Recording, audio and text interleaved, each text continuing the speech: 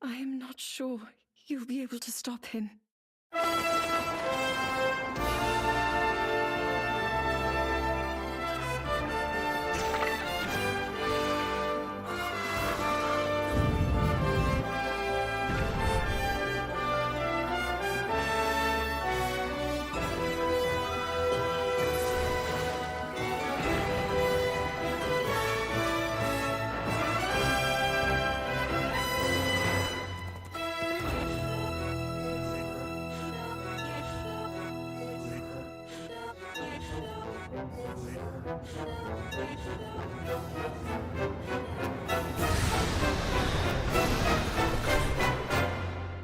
Please, lend him your power.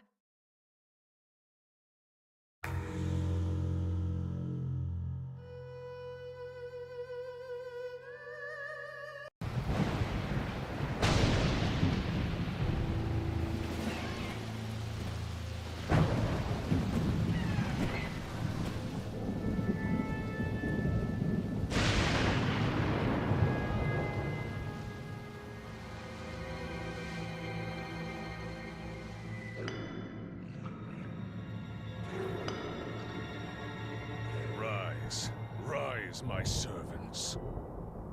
Sweep over Hyrule. Eliminate this kingdom and her allies. Leave no survivors!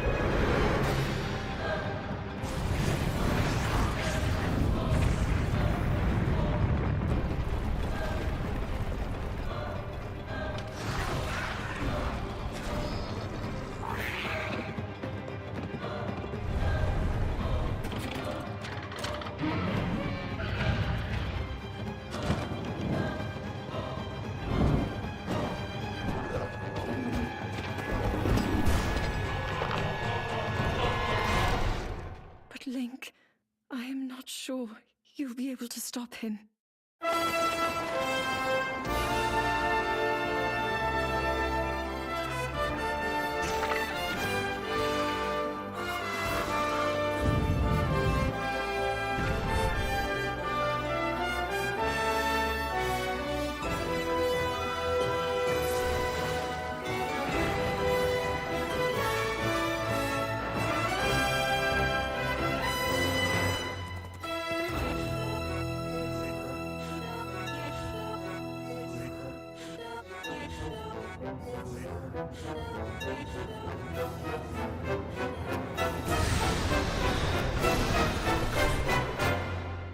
Please, lend him your power.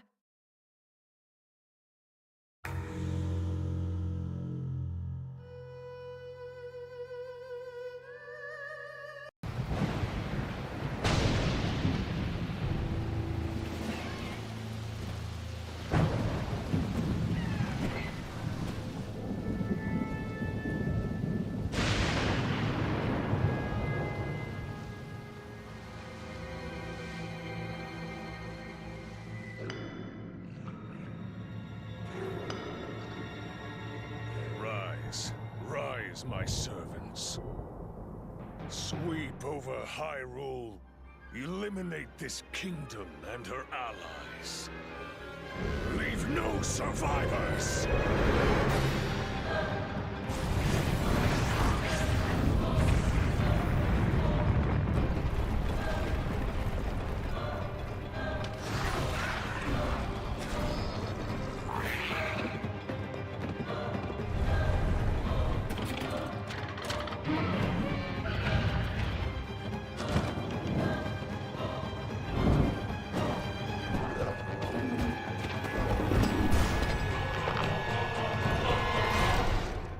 Link, I am not sure you'll be able to stop him.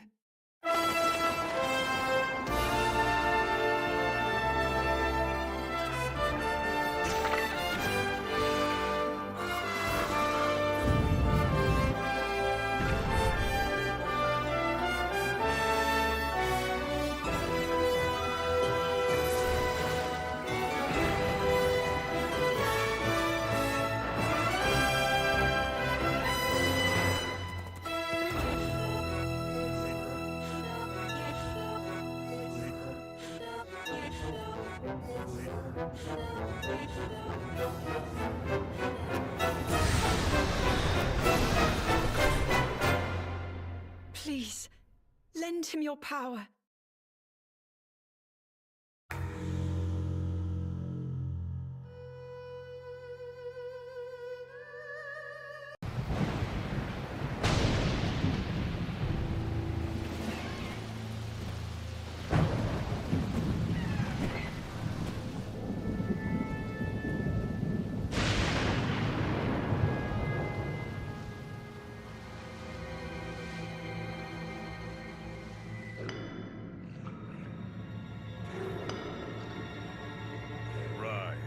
Rise, my servants. Sweep over Hyrule. Eliminate this kingdom and her allies. Leave no survivors!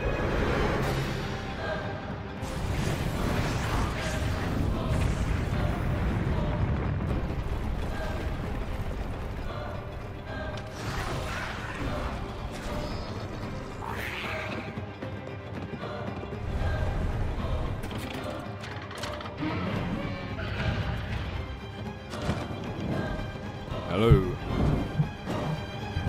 Hopefully.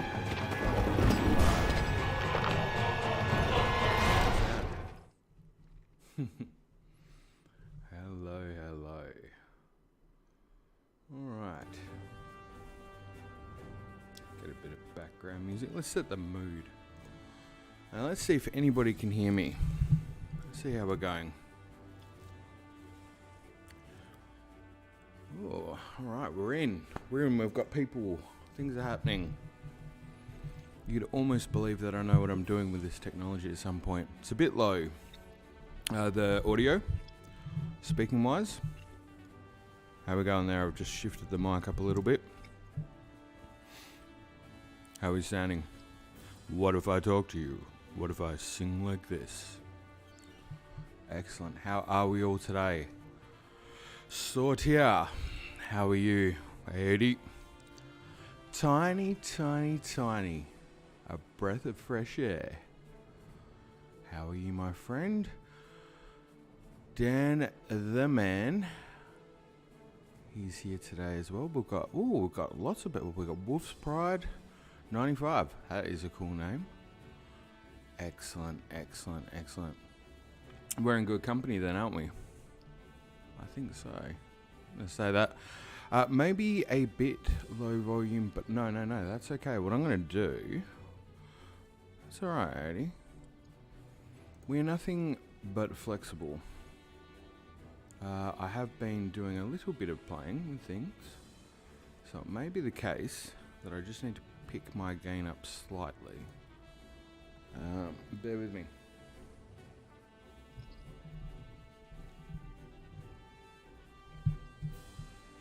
And I might have that background music just a touch. Okay.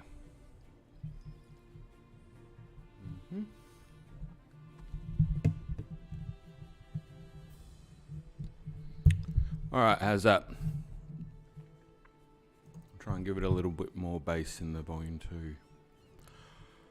Alright, hopefully that's sounding better.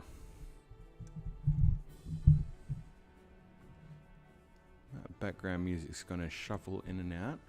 Might also just drop Discord out the back because it's got a bit of a tendency of... Excellent, thanks Stan. It's just Discord's got a little bit of a tendency of maybe occasionally just interrupting the flow of things. And I certainly learnt a lesson from this morning actually about cross-pollination of Bluetooth causing apparently... Well, not apparently, it definitely was a massive cause behind all the fun I was having with my controller. So, so much I can actually share with somebody if they're streaming. All the mistakes, because I am making them day upon day. And that's a good thing. Alright, we're here, we're ready to do some theory stuff. I'm a little bit excited. So, I am going to be 1000% honest with you. This is not going to be the most organised approach I've ever done in my life. Surprise for those who know me. But it's actually something that's arisen from some feedback I got in the comments section.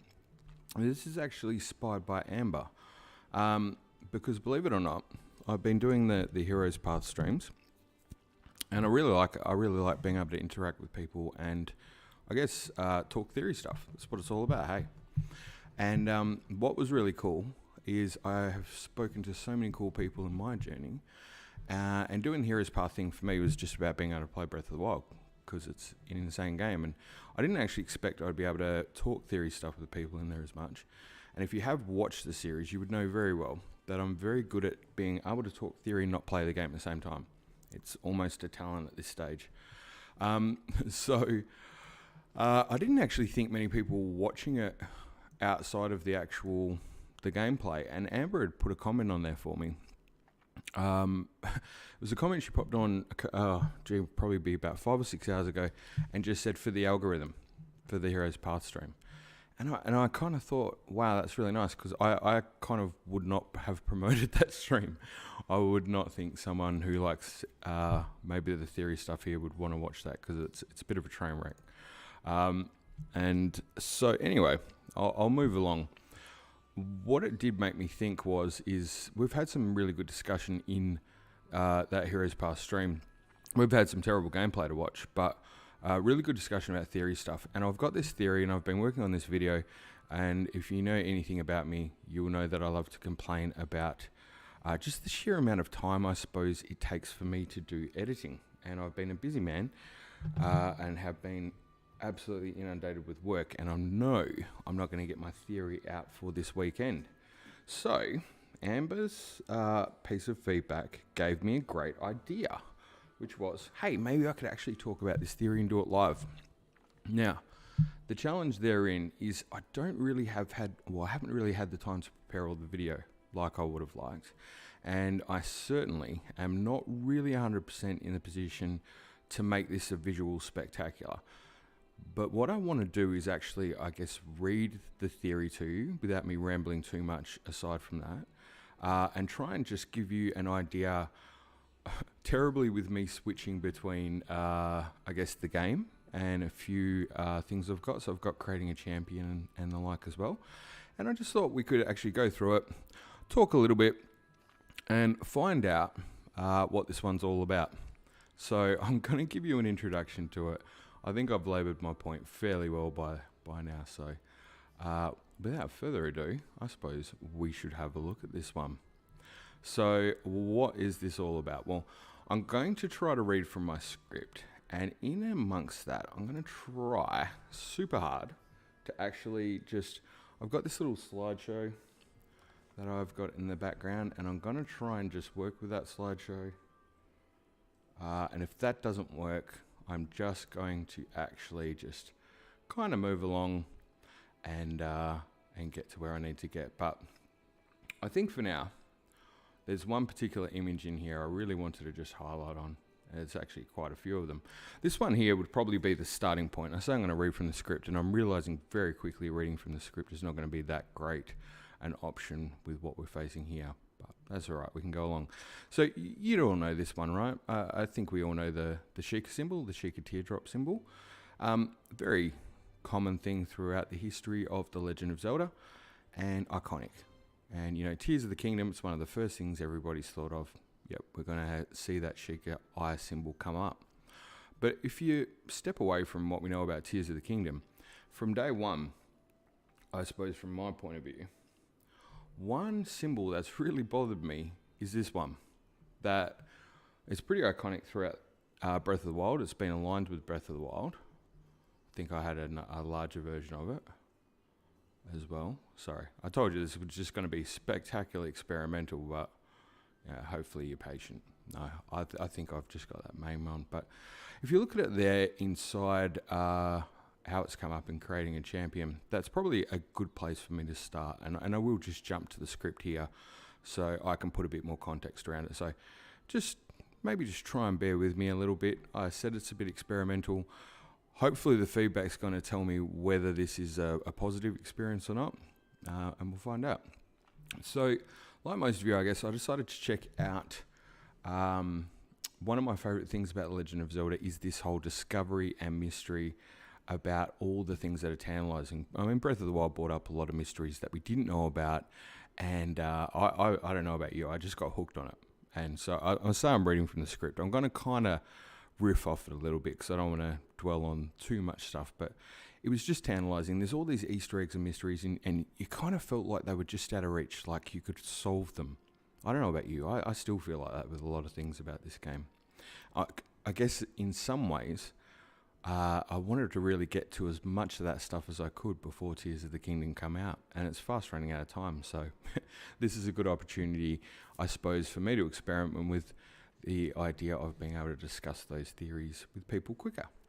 And I suppose when we talk about that fiction that comes with Breath of the Wild, one of the interesting things that has come up has been something that was brought up to my attention from Dan the Man, and that was about this little factoid. Dan's been doing all these little factoids, and he said that, you know, you got these lovable dogs, which we totally want to be able to pat in Tears of the Kingdom.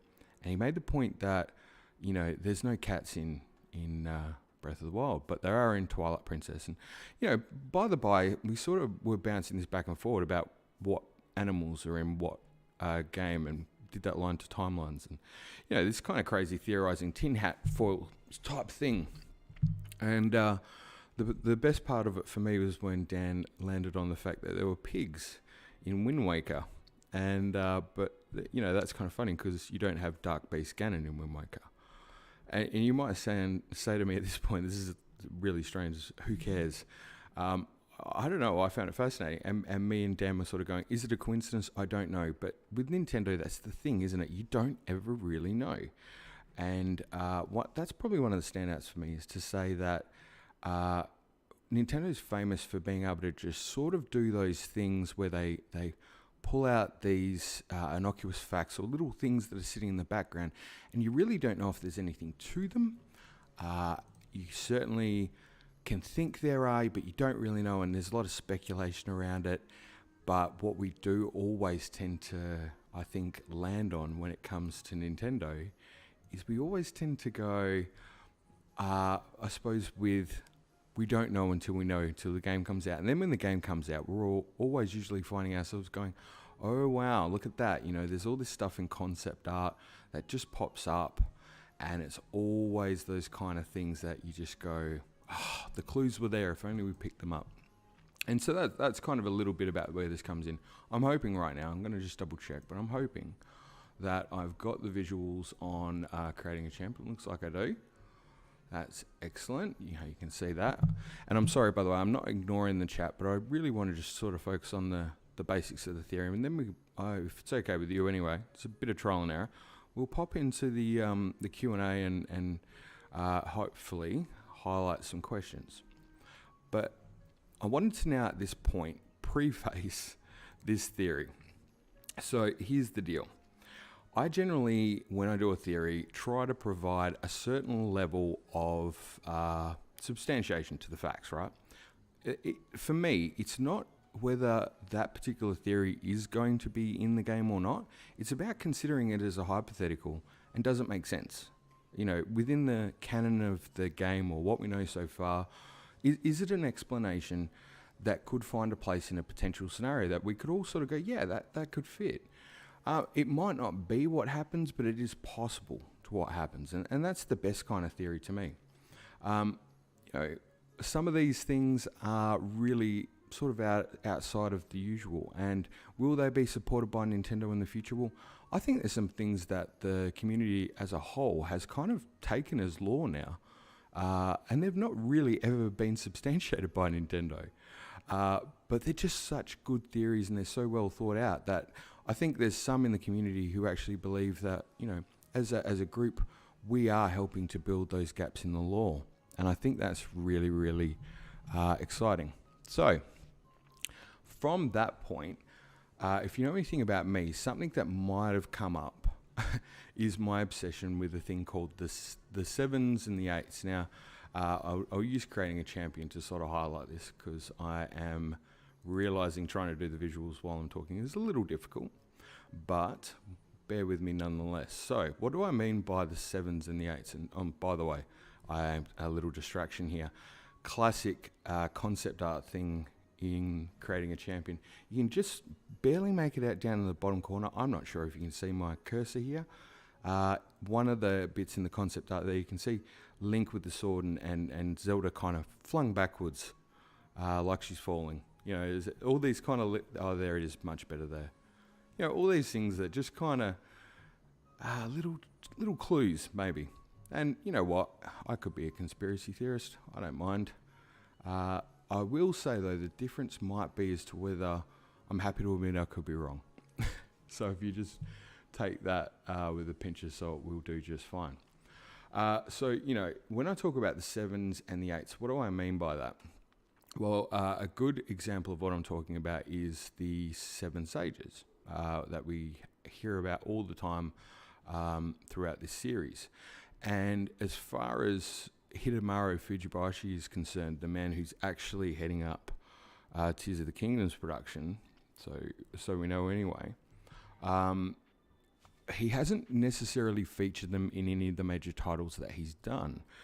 And I'll probably be corrected on that to some degree, but what I'm talking about there is more in relation to Skyward Sword. It was kind of hinted at in Skyward Sword. We saw the seals of the 7 sages up just in top of the archway there before you go to the large statue of Hylia. But aside from that, we then find ourselves in Breath of the Wild, and timeline-wise, you know, if we leave the much-aligned timeline that we've been dealing with to date throughout Zelda history since Ocarina of Time, if we just pop that off to the side, and sorry about my rampant scrolling here, I'm just trying to get to the Gerudo region, and nearly there. Okay, excellent. So, we get to Breath of the Wild, and they've basically said, historically, it just sits far off into it's outside of the other titles, and I'm certainly not opening up a timeline debate here today. That's not the goal. But what we did find, can't land on this picture to save my life now, but the 7 sages is the one I was looking for. I'm sure there's a better vision of it somewhere here. Probably more so being highlighted. I think in the history part they highlight it. Wow, I tell you what, coming up with this idea is fantastic, and then you realise, the reason you generally edit things down is to be able to get them right and do them quickly when somebody watches, so you want to make sure you get it right. Here we go. So we've got all this stuff in terms of how this historical aspects go, and if you're looking at the great tribes and stuff, they do cover here the Gerudo, and you know, here we see this highlight of the 7 sages coming up in the Gerudo side, and we've seen that with the Desert Colossi. Here's a fun little side factoid, since I feel like I'm doing this quite clumsily. You might notice that one of the bits in the language that they highlight here for the Gerudo language is bird. And I found that rather curious, because if you actually read the diaries as well, particularly in the Champion's Ballad, you'll know that Urbosa was good friends with Zelda's mother, and when Zelda's mother introduced her to Zelda, referring to her as her little bird. And then if we look at the trailer for Tears of the Kingdom, what do we have? A bird-like shape making its way across, and I thought that was pretty cool. So, very much this is why I normally have a script and I try to stick to it, but I'm doing a terrible job of that. So, can you tell I'm nervous? I certainly am. Alright, I just wanted to get back up here a touch. I think this kind of is where I was kind of highlighting it as well. You know, you've got this scenario where, coming into Breath of the Wild, what we don't have the 7 sages, we do have these 7 colossi out in the Gerudo Desert, and then we've got this mysterious 8th. What we do have, though, is these champions. We've got the 4 champions, which is a unique take for what it's worth. And you're probably saying to me, look, how does this align with this Sheikah mystery? Where are you going with this, old man? Get to the point. Well, I promise you I will get there. This one is a little bit, you just kind of got to take this with a pinch of salt. I am fairly sure the chances of this theory, in particular, being correct is under 1%. Like, it's just probably never going to happen as a proven theory. But it is very interesting when I looked at it as to what it brought up, and particularly in relation to, I guess, what we've seen here and what I know of Tears of the Kingdom so far. one thing I really need to highlight at this point, I have said we're spoiler free on this channel, and that includes myself.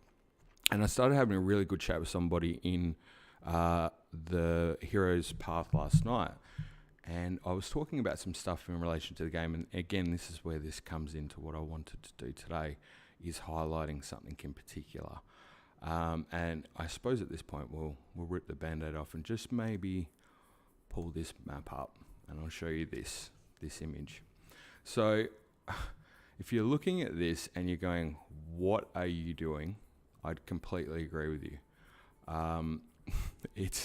You'd probably think I'm a little bit crazy right now, and that's okay. Cool. You tuned in to watch crazy. We're all there. So when we talk about the 7, the hidden 8th, it's just this thing, if you notice in Breath of the Wild, there's kind of 7 races, but then if you kind of thought about the Zonai, you know, everyone likes to talk about the Zonai, well, then you could say you've got a hidden 8th. Is it the Minish? Well, you got 7 races, you could have a hidden 8th, right? You've got 7 regions of the Hyrule that we see in the map of Breath of the Wild, but then you have the central region, which makes it the 8th. And if you look at the major townships, you've got 7 Hylia statues and a hidden 8th in the Forgotten Temple. There's this kind of 7 and 8th, and even with the large colossi, we've got the 8th heroine or the 8th statue that's just outside of Hima's descent. And so this theory keeps coming up. It's a lot of this stuff happening all the time, and it's pretty crazy. And I just for the first time can see the chat, and Sortia saying it's essentially a platform controlled by the Sheikah technology. I'm not sure that's the case, but what I'm actually going to propose is absolutely batshit crazy, never going to happen, but it kind of leads to a cool thing. What you're going to walk away with, hopefully by the end of this, is just some cool thoughts about what might happen. And then if it doesn't happen, I think we'd have a case to go back to Nintendo and go, hey, we thought of this really cool idea that you could do in another game because you didn't do it in this one and it was awesome. Let's see if you agree, if you think it's as cool once we get there. So I keep looking at this symbol, and I'll go back to it. That thing about the Sheikah symbol. So what am I doing here? Well, this isn't the first time I've grabbed something in Breath of the Wild and stuck it over the top of this map. If you're wondering why somebody does that, I can't really answer it. You kind of got to be a little bit obsessive, and you're kind of looking for clues, and certain things crop up, and you just try stuff out. I think Dan pointed out something that someone, I think it might have been Croton or someone, had found something with different treasure chests, and it made 3 Triforce pieces or something on here. There's stuff going on all over this map, and it does sort of align, but particularly the one that's been bugging me for the longest time is the constellations as well. The Sheikah seem to have this absolute obsession in this game with the constellations. You know, you've got the observatories going as well. There's just this ongoing theme, and it does, again, if I switch back to creating a champion, and probably about this point I'm thinking it's a much better idea. I'm trying to just do it in this view, but if I pop back and get the page navigation, it'll be a lot quicker for all concerned. So we might just do that. If I was to go back here to the area of the Sheikah, you know, they do this point here. Just scroll it back slightly. By the way, the backpacks and stuff would be exactly how they could be doing the Sheikah slate without just one Sheikah slate. That's come up a few times. But again, what I'm sort of saying is here, this symbol again, this one with the 7 dots just seems to appear in the background all along. And you know, they continue to point out about how they're technological experts. And in particular, there's a couple of mentions just down the side of how they are obsessed with the constellations. It comes up somewhere down there, and for the life of me, I'm going to scroll past it. This is, you can imagine what my wife puts up with, by the way, when I do theory stuff. It's absolutely nuts. I felt like it was right here somewhere. I know that's all going to be about no, there we go, got it. This is probably the page I wanted to land on. Just took a while to get there. Ancient astronomers. So you can see here they're talking about there are patterns within the ancient Sheikah relics that connect points of light with lines. And that's a key point, right? Lines of light. If you've been seeing the trailer, some of these things start to really play out. We see this dark sort of world almost, and we see light being quite prominent in what's coming through. And so the constellations, those constellations in particular, in we see in the shrines, I've been trying to overlay those on the map forever and try and get some sort of alignment to anything. Never can crack anything that I'm consistently happy with. And just hold that point, because we'll come back to that in a second. What I will say is there's some fascinating stuff just here as well, and just even down to this part where it's showing you the ancient alphabet for the Sheikah, and these blocks, you know, when we see the block character that we've got in Tears of the Kingdom as well, it's kind of cool. But I was speaking to somebody about this today as well. One of my favorite bits is this dungeon art here, just because of how much it shows that things were going ahead well before we actually got Breath of the Wild, even because this particular document came out with Breath of the Wild. Another one, Zelda Encyclopedia, came out after that in 2018, and it showed you that they had made plans prior. If you kind of follow the sequence of events, you could just follow it. But let's say that we know what we know now about Tears of the Kingdom. This came out in 2017, obviously. What I love about this is there's a few things here. One, it's a dungeon, but you say it's not a dungeon from Breath of the Wild. But if you consider what might be a dungeon sort of thing in Tears of the Kingdom, any one of these start to really make you think, oh, it could look like that. What you do have down the bottom left here is this shield damage type meter that you had in Skyward Sword applying, which is just phenomenal. Why is that in the HUD? We've got the sun sitting in the background there, which I'd align to Amaterasu, aligns to Hylia. Yeah, I mean, if you had the opening Skyward Sword sitting there with Hylia, you wouldn't be all too shocked. And my favourite bit of this whole thing is people talking about the Minish, and tell me that little bit of the hilt and the little stuff coming off there, it doesn't look a little bit like Laszlo, because I can tell you, if you get Laszlo and line him up, he's right there.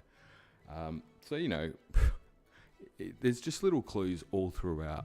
And so when I got the Sheikah symbol and I decided to overlay it on this map, I pretty much thought I was in Crazy Town, and I'm sticking by it. I think I was definitely in Crazy Town. It wasn't necessarily the smartest move I've ever done in my life, that's for sure. But I did, and I lined it up, nothing happened, and it was well off, and I thought that was absolutely a waste of time. But then I turned it around, and because I was thinking, you know, what if I was a Yiga heretic? I would just flip that around and see what happened. And I flipped it around, and I did, and this is what came out. Now, here's where you got to sort of just take it with a pinch of salt. And you know what? If you want a thumbs down, head out of the video. Don't come back. It's all good. I really don't care. I'm not doing this I'm not making bank off it. I do this my only bit of time I get outside of work. I do it because I like it. But yeah, if you want to have a bit of fun, this should be enjoyable, because if you were looking at this going, it's absolutely batshit crazy, I would totally agree with you. But what happens when you start breaking this down, it starts getting really interesting. So what you'll notice is, first of all, what positions have we got along these points? Because, by the way, in this symbol, the Sheikah symbol that we've got now in Breath of the Wild, when we've got the typical one, we've got the eye and the 3 triangles. But this one, we've got these 7 dots around. Again, I'm pointing out the 7 there. We know there's an indication with the 7 colossi of 7 sages when we translate the Gerudo script. So let's work our way around from here. We've got 7 points around, and I'll just jump back to my scripted area to try and stop rambling so much. But first of all, where do we align it from? Where's the middle? Well, the first part I did the middle to is I put the middle of the map on basically the side of memory number 1, Subdued Ceremony. And that's where links the appointed knight to Zelda, princess of the royal family, and she's not having a good time. She's got her own insecurities there. They're quite obvious. I think Daruk points it out as well. And I thought that was a really good place to centralize it. So it wasn't, you know, just an arbitrary location. That's actually where I thought I'd land it. We go to the first point up on the right, and we'll work our way around clockwise. So the first one up on the right there is Death Mountain. Now, this one's, I would say it's a bit of a no-brainer. Why do I say it's a bit of a no-brainer? because when we look at the trailers from Tears of the Kingdom, and this is where I'm going to try and do some absolutely crazy switch to a different... the audio's not so loud, bear with me, sorry.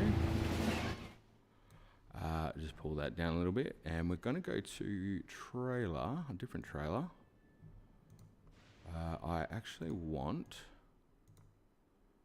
Probably going to do this really badly, but I apologise. You know, if we look at these ones, this was probably the trailer, wasn't it, where we started to see Death Mountain. Take the audio.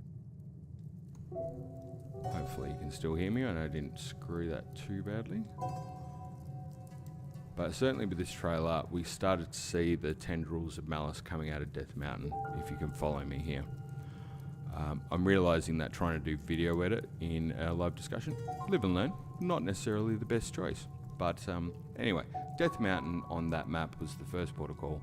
I think it was a bit of a no-brainer in terms of what we see. Anyway, I'll keep moving along because you're probably going, this is really exciting, but we need to actually get somewhere. And I agree. So the second location, if you follow that around, actually takes you to one of my favourite locations. And the next one on that particular alignment is the East Reservoir Lake. Now, you've seen the theory I've done this before, that's a really particularly interesting spot for me.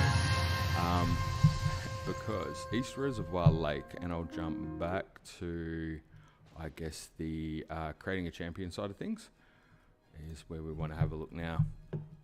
Oh, can't hear me over the trailer. Am I back now, Tiny? Just absolutely masterful controlling of OBS at the moment. Why I decided to do this, I'll never know. I knew it would be tough to pull it off, and I thought, you know what, if I think about it too much, I just wouldn't do it. But I don't know how many people out there actually want to try and do a theory and do it interactive with people. I thought that might be cool. So it was either going to be a massive train wreck or not. We're finding out together. And you know what, somebody's got to go out and throw themselves out on a limb and maybe figure out whether this is a bad idea or not. But why not? I'll go back to this part though. You know what, I'm probably not the best person to have been doing it, but you know, if you can bear with me, it's going to be a bit fun. So East Reservoir Lake was the next spot, and for that I've gone to the Zora, but we actually want to go to Necluda. And okay, cool. There's Necluda. Gee, come on. Here we go. All right, so Zora's Domain, East Reservoir Lake. It's that little spot just over there, the large built-up area around Zora's Domain. First of all, you got this great concept art. You'd probably agree that we don't see this in-game, this little part, the Zora's Overview, rough designs, they've called it. Looks really a lot like Ocarina of Time, I dare say, but luminous stones, underground caverns, not something that we see in Breath of the Wild, but I think you'd agree, though, if you're looking at the trailer for Tears of the Kingdom, not too far off. Maybe what we would see in an underground area. And then if you just go a little bit further, I think it was... Just scroll past it, perhaps. There we go. Just what we see, there's a couple of hints towards what's happening with East Reservoir Lake in particular, and how that sort of all flows through. There's kind of this indication that essentially the lake itself, and due to the relationship with the king about 10,000 years ago, how it was built to hold that dam, and it just seemed to all align essentially with the history of Hyrule. So if you went to the section here, and I do apologise again, I think I'm doing a pretty poor job of this. In theory, in my head, it was going to work out really, really well. But we're getting there. Okay, so about here, if you're looking at the history of Hyrule, you kind of got the situation where everything aligns, where Zora kind of have this relationship with the kingdom, and it happens that they actually talk about that Zora's Domain that we see in Breath of the Wild was built at this 10,000 year ago mark. They moved here. The Zora settled in Lanayru in that line there more than 10,000 years ago. And that's kind of important because, you know, I do sort of riff off that before, because I'm pretty sure they might have actually been in the Farron region prior to that, because you actually get the rubber helm out there, and very much the rubber helm, when you look at it, has the same shaping of Jabu Jabu. again, not the fastest mover when it comes to documents. Yeah, you look at that helmet there, very much a jabby type shape, and we know that from what happens with going for Varuda, that electricity is a bit of an issue for the Zora. So it would kind of make sense that this would be a creation that they would have used, and maybe the climate changes occurred to move them out of there, and of course they followed the fresh water to Zora's domain and responsible for how that water flows through to the kingdom. And why would East Reservoir Lake be so important? Oh, sorry, Chris has just made a point there. Sortier, I will be honest. Great, you can be honest. I look forward to that. If you don't like it, that's all good, buddy. I gotta live and learn. So, off topic, but I just realised that the figure in the carving looks like they're wearing specifically a divine helm. Yeah, if this works out really well, by the way, God, I can take you guys through so much I found in here that I don't put into a video, because how do you make a video about every little thing you find? It's absolutely insane. But anyway, I'm getting off track, and we need to keep going. East Reservoir Lake. I'm now going to try and do a little crazy switch to the broadcasting one. And if I jump into my map here. Okay, so if we look there, what is really, really cool. So there's Varuda after we break her out. And this was, again, why I wanted to do this with Zelda fans, because that's what we are, right? And it was somebody pointed out after that I did that video, because I sort of said that I thought that there was a good chance that the underground caverns could be where we see... I just got them from the Americas. That's cool. That this could be where we would fight Ganon and stuff. And it occurred to me that maybe he was buried under East Reservoir Lake, because that would have been a thing the king could have done. Maybe the king had put this whole thing in play and actually... Anyway, I'm getting off topic, but imagine that maybe some huge caverns are happening under that area, and it would kind of be a thing that if these dam walls were to be breached, it would be a major flood. And, talking about what we might see in Tears of the Kingdom, how would you change the geography? How would you make the same map different in terms of what's playable? And by the way, if you've ever played with a free camp thing, or you've clipped through Breath of the Wild, you know for a fact that there's structures and the like built around there. It just depends how much they've textured it. So the infrastructure in the maps there, you could sort of manipulate it and change it slightly, but by the by, there's a lot of potential there. And the commenter mentioned that Varuda, when you beat this battle here, that they kind of sink down and come through the whole thing and then pop back up here, basically pointing out exactly what I was trying to hint at, but I hadn't necessarily articulated very well, and then did in one sentence. So you can see why I like the people I talk to better. They pointed out that, there's underground caves there, and that's exactly how the Divine Beast got there. So that made a lot of sense. But the other thing, really, I think we should all sort of take note of there is it's only going to take those walls to be breached. And then suddenly Zora's domain there is going to get massively flooded. And then it's actually going to flow down through there. And where's it going to flow to? Well, it's going to go down through the Zora River, and it's going to head towards, I guess the... Lake Hylia in particular, it's going to flow out towards here to where we have the palace in the kingdom. And a huge reason as to why I'd been looking at this particular section as well is when we talk about the ancient energy, you've got a Kala ancient energy furnace up there and the Kala ancient tech lab. You had the one down in Tino, which just massively lines up on the map there. And then the other source of ancient energy is the castle.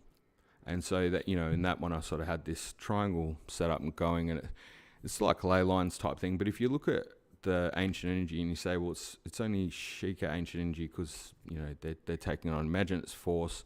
It's all just, it's a life force, let's call it that. Imagine that's what we're looking at there. It could go any way. So it's a clear colour. Let's imagine it like that. If the Sheikah were to harness it, it becomes a blue. If Ganon or Demise harnesses it, it's reddish. It shows the malice.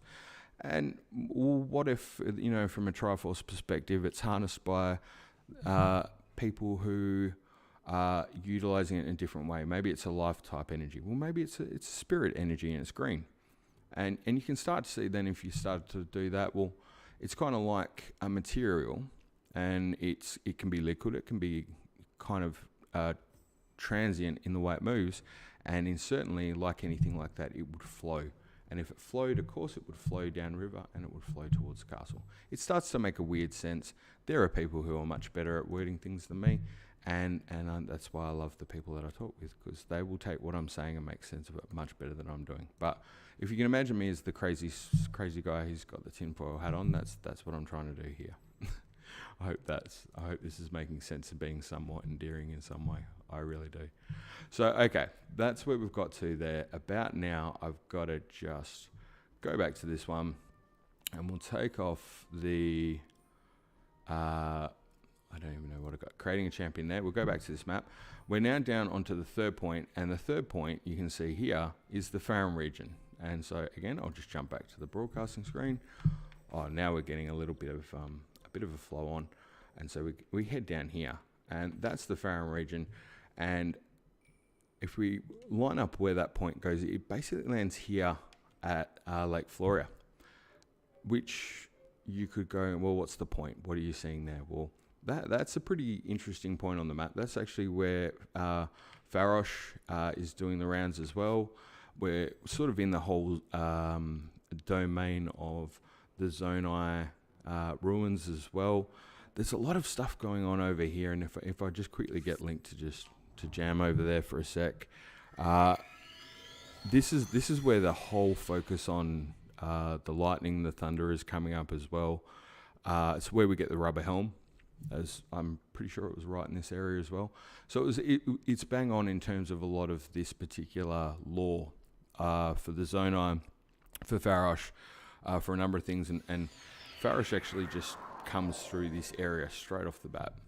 So it lines up perfectly on the map with a significant area and just some significant stuff in the game that, you know, again, you might have thought was quite innocuous, but you're looking at it and it's going, okay, this is starting to add up a little bit. Floria has some Zonai architecture, 2 big hours that originally were the entrance to the ruins. Yeah, exactly. Thanks, Chris. Again, thank you. There are people who are much better at wording things than me. This is why I normally read off a script. I should probably do that, but I'll pop him there because I was actually taking some footage out in this area. I have got footage, I just haven't edited it yet, and it kind of looks pretty crap.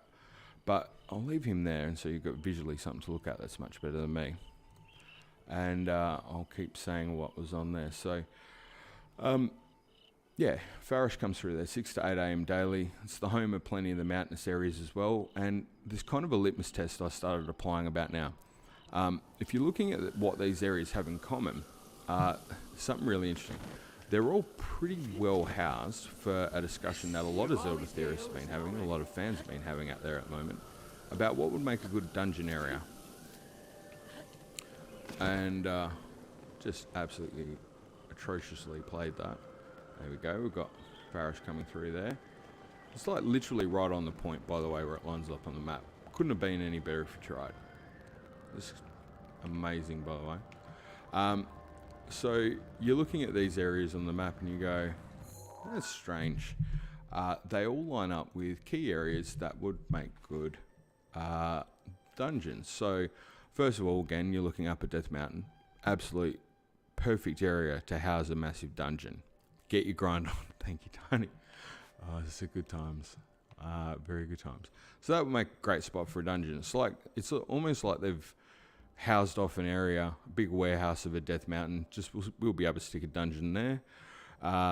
East Reservoir Lake. I've said about the flooding thing, but Dan pointed out that, you know, yeah, it might flood, but then it would free up area in there in the cabins, and of course, then if it does, great area for dungeons, right? And then Lake Floria, again, sort of around here, we've just got these mountainous sort of areas. It's got a lot of potential that you could, if you opened it up, that could house dungeons. And then what's really cool is then if you mentally make that connection that in the trailers, and oh man, I'm so bad at this, I'm so sorry.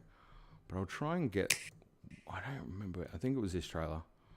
I'm not sure I can actually control it from this particular, I really should have just got the video up and been able to actually cycle through it.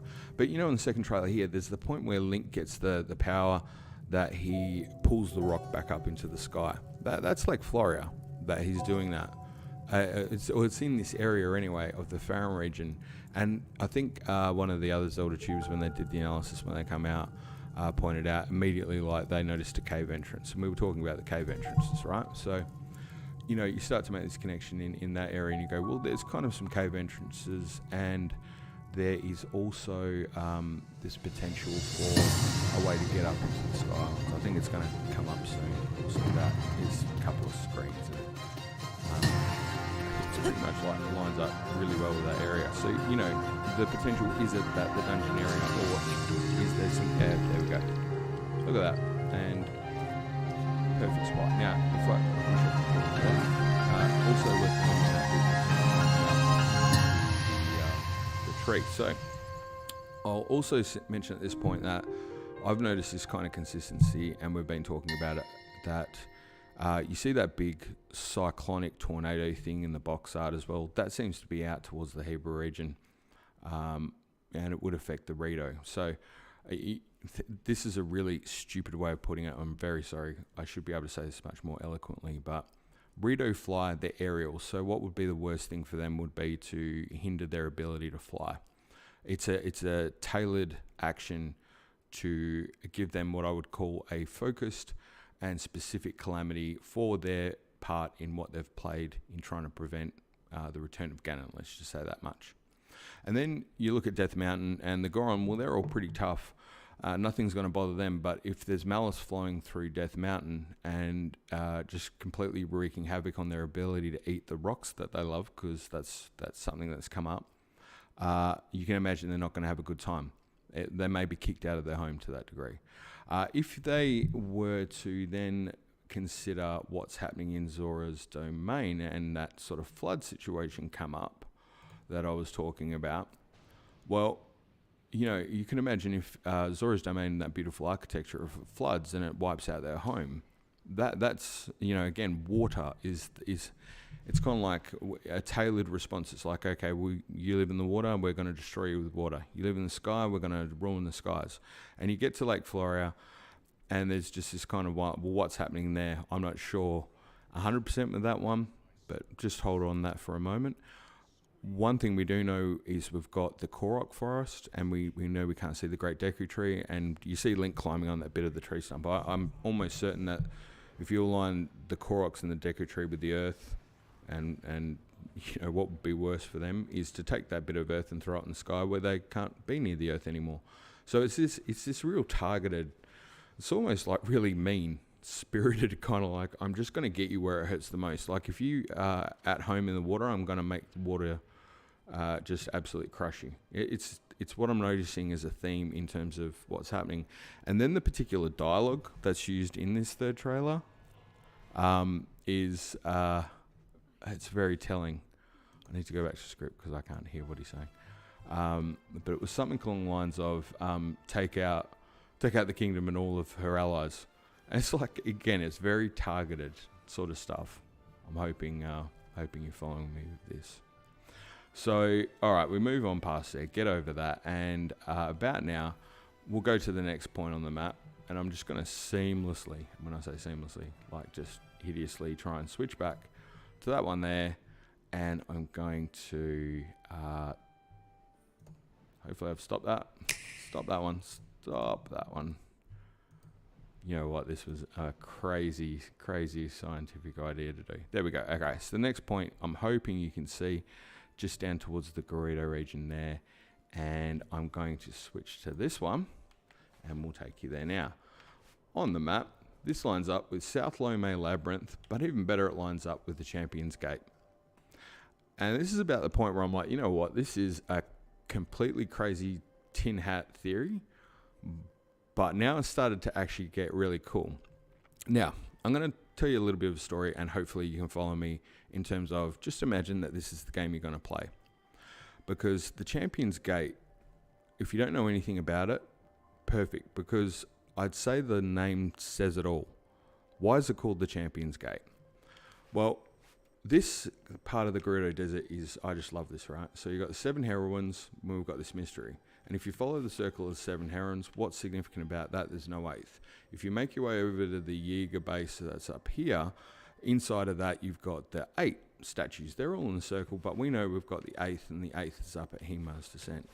So you kind of go, well, what's happening there? We've got this gap where the 8th is, and if you follow the 8th straight down there to the bottom left, it leads to Dragon's Exile. All these crazy things I've been doing theories on now for a while, been saying about why they would be significant.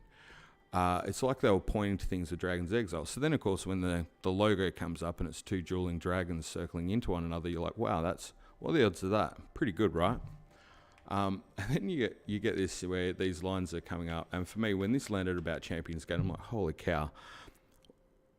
What the clues are for me, I know, I think, and this might not be what Nintendo does, but this is why I didn't care about it and why I think I wanted to do this series, because even if the theory is wrong, man, I get excited talking and thinking about this bit.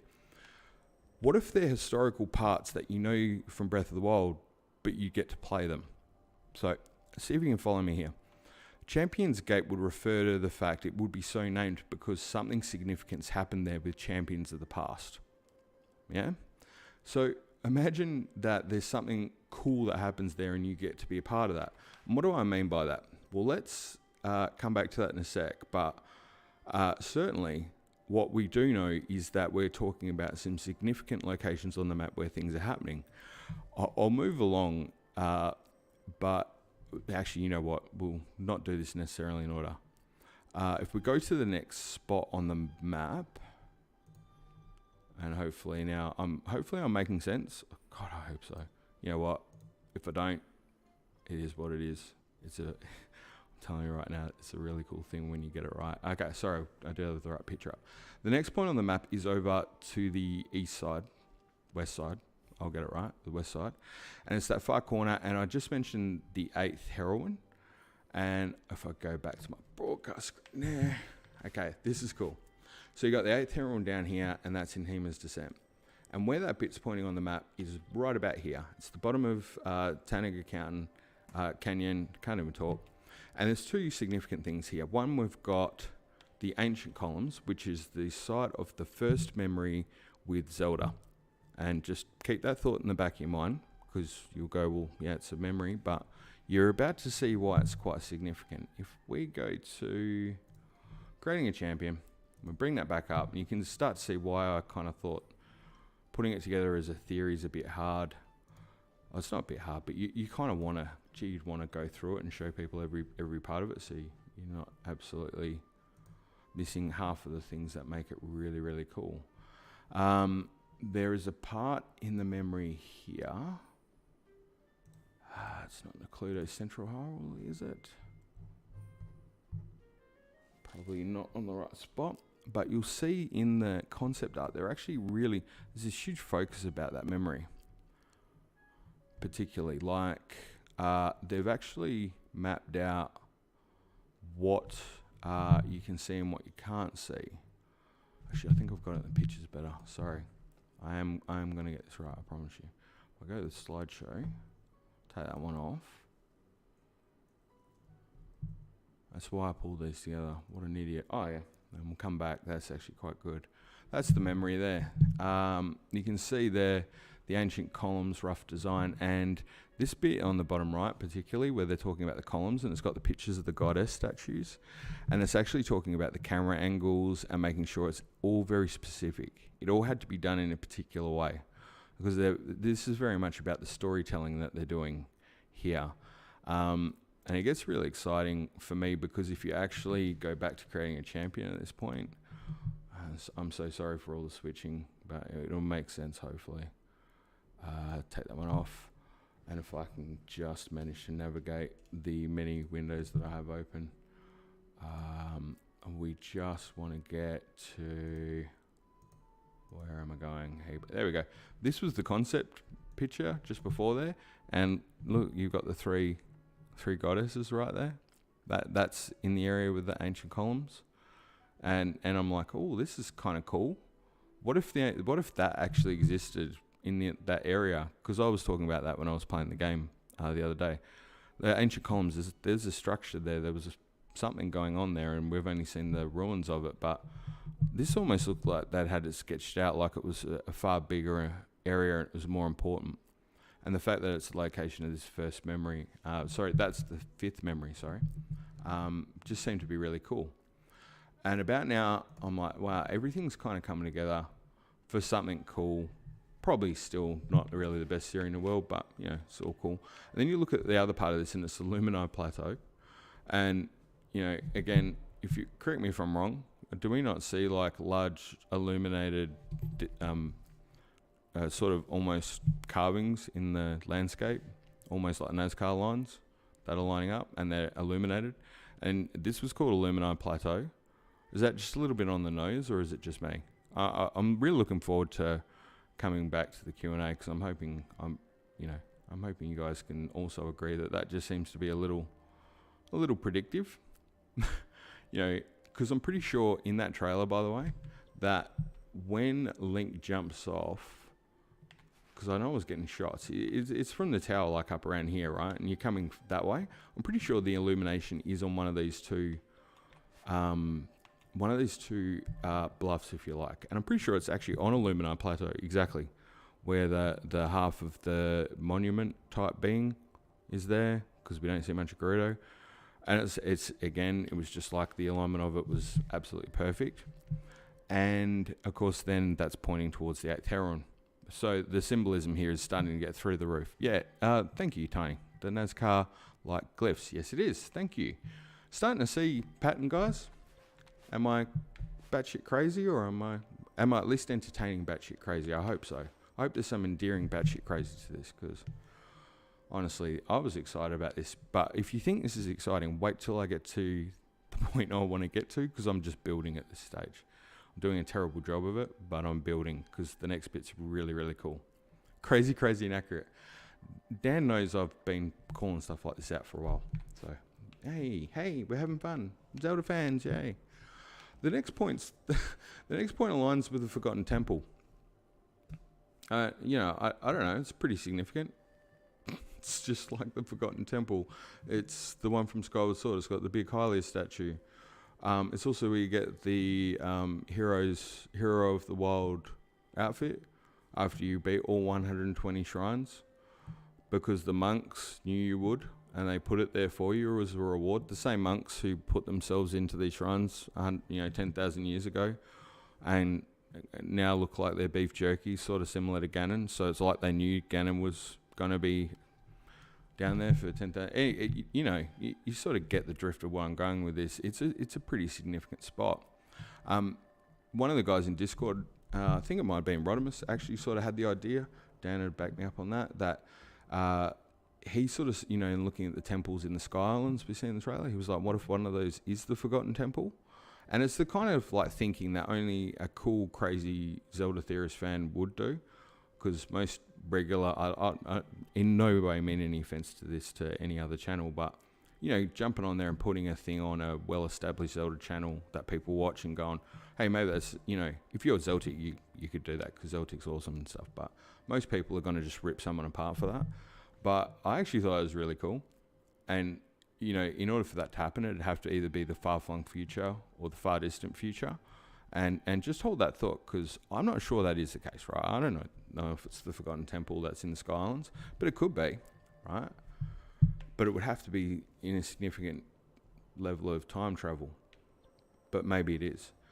So we're now about this point. I've got to go to where I was like, this whole time I'm leading to it, and it was just kind of getting to a point where it was going to hit this stage. Pretty sure it was Runs. Thank you, Nan. And yeah, there we go. Hey, you're loving the format so far. Excellent, because it's a little awkward. It's like watching a teenager in the backseat of a car, but they're really excited, and you're never going to have more passion than right now. That is the worst metaphor in the world. All right, so we've hit all those points around the map, right? And the last one is this little one up here in a corner. Can you see my mouse pointer? I don't know if you can. You probably can't. It's a little link. But that point on the map, yeah, I'll switch back to here. This one bothered me a little bit, because I'm like, every other place is significant. There's not much here. There's just the Elden Leviathan. And I'm like, how am I going to how does that marry up? What's the significance? And this is what I mean when I say with a theory, you don't try to make it just kind of finds you, and then you're looking at it trying to make sense of it. And I'm going, all right, well, it's a Leviathan skeleton, so what? What's the big deal? Well, we know that's the one that looks a bit like Levias, and that's kind of cool. We all like that sort of stuff. And the skyward sword, and then you could go, okay, well, starting that up a touch, and I think G-Quirt's been saying the same thing as me. When you look at the big tornado-like things around it, reminds you of the Thunderhead. It reminds me of Sharon Seekers about Super Mario in the back of a bus. Yeah, excellent, cool. You know what? I don't care. I'm not trying to grow the channel big. I'm just want to hang out with Zelda people who like to have fun with it. So yeah, I'm good. This is all I ever want. This is all I'd ever wanted. Was just if it was a couple of people chilling out talking Zelda theory. That's perfect. You know what? It saved me hundreds of hours of editing. I'm stoked. My wife will be happy too. Yeah, here we go. The big Elden skeleton. Let's see, before we get too far, who can figure out what the significant difference is with the Elden skeleton to the other ones. Let's see, because you guys are Zelda theorying now, so we can start to do a bit more interactive now. Rather than me just babbling on, what's the difference between this skeleton and the other two? And if you can pick it, it's pretty interesting. And I realise there's a bit of a delay. Flathead, definitely. Maybe there was a river around. Yeah, that's a good point. It's the only one taken over by monsters. Dan smashes it out of the park straight off. I swear I didn't put him up to it. So yes, Levias-like, definitely. So the skull is very much like Levias. All the Leviathans have one thing in common. They've all got a Korok seed. So that's kind of good. I always love how the Koroks just go anywhere. Like, there's actually the Korok right at the top of the castle, which is just, it's the bomb dig, right? Like, they're like, yeah, we know Ganon's coming back, but I'm just hanging up here. Hey, So there's a Korok seed right in his eyeball down in there. You'd know that one. It's under some leaves. And yes, Dan, you're 100% correct. So the one that is in the Hebrew region is sitting behind the two doors that you have to, the two stone doors that you have to break down the mountain. And so it's got a shrine behind it, a Sheikah shrine behind it. And if I was to head out that way, but I don't really want to leave this spot for now. But if we would look out there, hey Cass, if we head out there, you would know that you've got to head and break that down. I think it's the one just down the bottom of the snowdrift there, about there. You got to break the doors and you get down and there's the Leviathan in there and it's got a big Sheikah shrine. So what does that tell you? Well, it tells you, and by the way, some people have aligned these to other large Leviathans from the Zelda franchise and history. There's, a common thing that this one's Levias. And by the way, while we're going with the Levias thing, let's riff off that for a sec because it's kind of cool. Levias is also one who was heavily involved with Hylia. Levias was taken over by a malice-like substance called bilicite, but almost mimicking Nadra to that extent. It's in the top left corner of the map. Nailed it. Thanks, Jackdaw. Hey, is that named after the Assassin's Creed boat? Because that's super cool. I love that. So anyway, Levias taken over by Malice, same as Nadra. It's almost foreshadowing the same thing. Also the one who basically gives Link the keys to how to get to Skyview Temple to get the Triforce. And was the spirit, the head spirit guardian, so to speak. So remember, Link had to go get the songs in Skyward Sword. And sorry if I'm spoiler alerting here, but he had to go hit up the dragons. And really, he had the song, but he had to get the fourth dragon. Is this starting to hit anybody now? Like, kind of like seems to be, hey, whoa. There was 3 dragons and he had to get to a 4th to get the rest of the song, and then that's how he got to the Triforce. And I kind of thought, well, that's kind of cool. Levias was that particular Leviathan. This one that's in the Hebrew region, well, that one is one that I think people have aligned to. A few have tried to align it to Oshus, but yeah, not necessarily. It's not that shrine. It's in the one near the hot spring in the corner. Oh, thanks, dude. Yeah. I do you know what? I'm not the best at the location of that one. I'm a little nervous, and I'm just, like I said, like a teenager in the backseat of a car. Also, it's not the ship, but it's not the first time someone has made that connection. You know what? So kick-ass name. Everyone's got a better profile name than me, by the way. Like, literally everyone on YouTube has better names than me. I don't... Gamesmith, well, there's a name.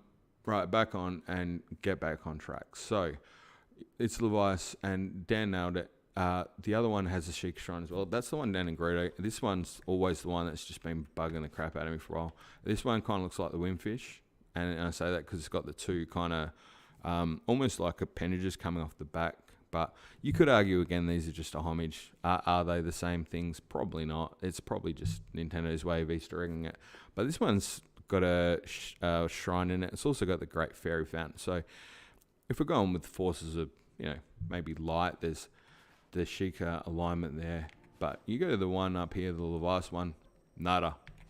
There's nothing there. And even worse, and I can tell you this for a fact, because I got smashed on a stream around here. Like if you want to see someone just die a lot, watch me get slammed by a Lionel up there when I'm not prepared for it. But this guy is absolutely infested with monsters. They're just, whereas every other area has got the, just watch Link take a beating here. Whereas every other area's got a Sheikah shrine around it, this one doesn't. And it's not even close to having a shrine near it. Again, if you go to the map, it's like nothing here. And in fact, I sort of mentioned during that particular stream that I tend to stick the travel thing right there, because if you don't have that up there somewhere up high in the mountain, trying to get back out to this particular section of the map is a nightmare. Because if you start at that shrine, that's the one that's basically buried under the skull. The one where you got to like blow. You got to get that magnesis, that little bit of the rail cut out. Anyway, long story short, it's pretty... This spot is almost one of the most remote spots on the map. And it also happens to be the spawning point. He copped it there, he copped it bad. Happens to be the spawning point of...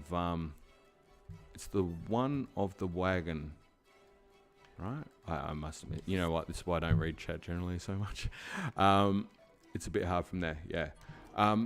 This is where Din comes through. Din Rail.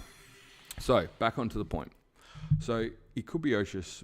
We've got all that, but essentially that was kind of significant to me, is Leviathans is different for one reason, and that's because we don't have a Sheikah shrine. That's the call out. So it's like, okay, have we got enough here to make a connection? Not necessarily. Even then, I'd still say I sound like an absolute crazy person, and people are going to never want to hear that theory. And about that point, I'm like, well, there's not much there. There's a bit, but it's kind of a stretch. What's the other key markings here? Well, I did say there's 7, and there's the hidden 8th, and then you go to the hidden 8th being the middle of the Sheikah Eye, and as I said, that's the point of that first memory. And that memory starts to get more significant when you remember what Zelda was saying in there. She was doing the quote to Link about Link and the Master Sword. And if somebody can find that speech, I should have really got it ready. But it's kind of important when we think of what's happening with the Master Sword now. Like, you wouldn't have bothered about it so much then. But if you could get that speech up now, you would. You'd do it better than me. But if I could... And it's also the one when she mentioned Skyward Sword, Skyward Bound, in Twilight. She travelling through time. Are we starting to see a bit of connection with that speech? I mean, again, you could say, yeah, you're drawing a long bow, and I get it, I am. But the fact that particularly what we didn't pick up in there was just how much she keeps riffing on the whole Master Sword bit. She does it a lot in that speech. She's like, your connection with the sword, your connection with the sword, your connection with the sword. And Jordan, thank God you're in this, hopefully you're in this chat. Jordan pointed out on our Discord there's something about the sword. So this isn't spoiler, it's official Nintendo about the Master Swords changing. What points does the Sheikah symbol mark when it's not upside down? Jack shit. Sorry. When it's not upside down, it does nothing. If you can align it with something, you're better than me. It's only when it was upside down I got this alignment. But if you bear with me, I'm sorry, I'll try not to labour it. I'll get to the cool part now. Maybe I should do it now. What I thought was cool anyway. If that wasn't so cool, we've got 3 triangles. And those 3 triangles, if you follow it, let's go with the first one. The first one there lines up with Hylia Bridge. And you go, cool. What's the point, big man? Stop jabbering on. Give me a theory. Okay, so, oh, God. Do you know what?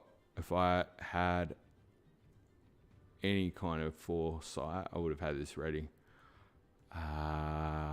Literally, it's going to be the last picture. There we go. Hylia Bridge. Horrible Bridge, sorry. And what do we see there? We've got that Gleeok kind of creature, right? And that picture is just perfect.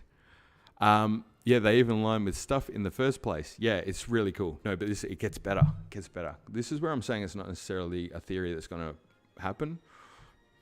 But if it doesn't happen, I think this could be a better theory than they go with. But maybe they are, because that picture is really significant. Hey, house buddy. It's at the edge of the bridge, right? And in the background, you've got the Death Mountain Spew Malice volcano thing. But if you look at this map, and you start to look at where things are aligning and it's pointing to, if you were early in the game, early days, you've had all your gear taken away, you only got a couple of hearts. And again, my playthrough of Breath of the Wild here and my dying is absolutely half of the reason that a lot of this has started to make sense. Because when you're early game, and I tried to fly out to one of the areas on that map, it's much better just to zoom in. You come across the bridge here and I was trying to scoop out here, because Big J had asked me to go get this shrine. I didn't have the stamina to fly over here, and I just went into the water and caked it and died.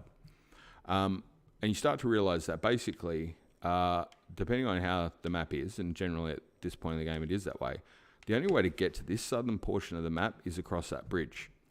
And so Gleeok sitting there in that thing, we all go, oh, that's cool, that's Gleeok. But realistically, Gleeok's kind of like a mini-boss, and it's kind of blocking off that section of the map.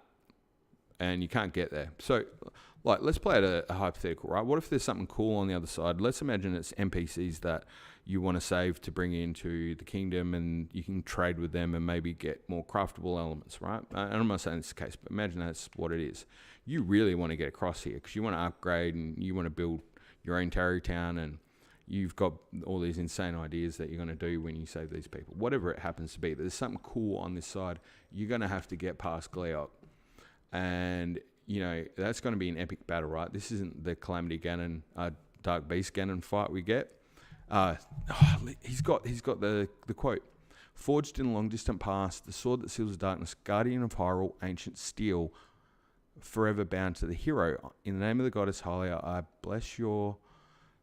sorry, I'm not camping. I bless you and your chosen hero, hero of Hyrule, chosen by the goddess of the sword that seals the darkness. It's just the sword keeps coming, and in the end as well. Again, we pray that the two of you will grow stronger, and that you two together as one, where the sky was bound, blah, blah, blah, blah, blah. The sacred blade is forever bound to the soul of the hero.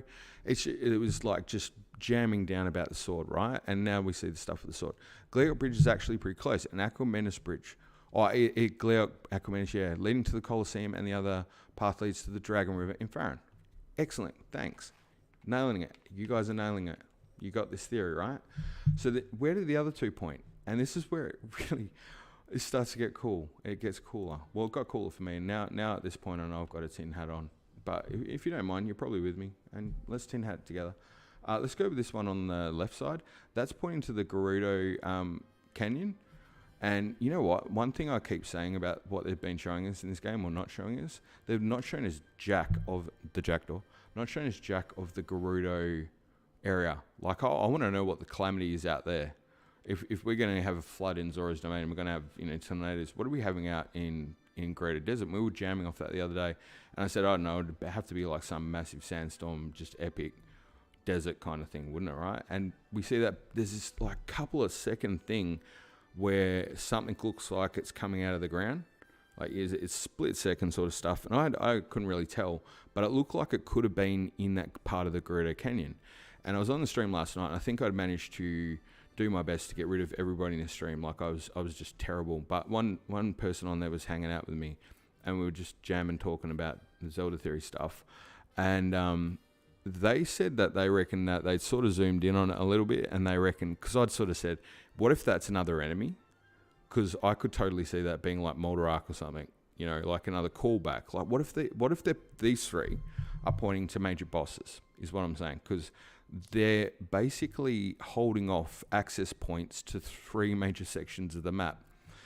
Because here, this is going to block off Gerudo and the whole desert. And that one, we're talking about the bridge, that's going to block off Farron region and everything there. And this other one's blocking off Dueling Peaks. And if that was the thing that was coming out of the ground over there in the desert was a old enemy, let's imagine it's Moldarak or something. It could even be the Twilight Dragon, for example. Who knows? Really exciting stuff to think. How could they reimagine that? And again, it could be like a mini boss battle. But then I looked at Dueling Peaks and then it just slammed home, right? Dueling Peaks, we know for a fact, the story behind that is it was just one big mountain in days gone by. And the story is a dragon cleaved it in two. A dragon. And now about this point, I'm like, holy shit, what if we are actually going to get to play a battle with a boss that's in that time where it became Dueling Peaks, because we're slamming it with a dragon that's busting a mountain in two. And if about now you're thinking that sounds shit hot and cool, sorry, and I don't mean to swear, but I'm down for that. I really, this was the point where I'm like, I don't care if this theory's right. I think it just sounds cool. This could be epic. So, yeah, it suddenly started to occur to me, because if you had a major enemy in the middle of that mountain, a big dragon type thing perhaps, that's going to block off Fatino and Kakariko. You got Hylia blocking off Farron, and you got this other one blocking off the Gerudo area. The place with the Stelloid from Twilight Princess are in the Gerudo Desert. Perhaps it has been, that was what I was going to say, too, sorry, Arbiter's Grounds, exactly, Arbiter's Grounds down there. It's a little bit further south, I think, but the fact that it's in the game, haven't we all sort of thought that? Arbiter's Grounds down about here, isn't it? Yeah. Arbiter's Grounds down there, and you're kind of like, oh, maybe we'll see the Twilight Dragon. And it's a little bit further away, but mate, something's cracking through the ground. Maybe. That would be cool. I thought that might happen because in the latest trailer it looked like Dueling Peaks wasn't split. Oh, there you go. Turns out it was the lighting. Trombones. You know what? I don't know, and I'm avoiding spoiler stuff like the plague, and I'm really sorry if there's somebody who put something in the comments earlier, and Dan sort of said it might have been talking about some leaked stuff. I'm really sorry if you're here. I jammed that out. I deleted the comment because I don't want spoilers, and nobody here does.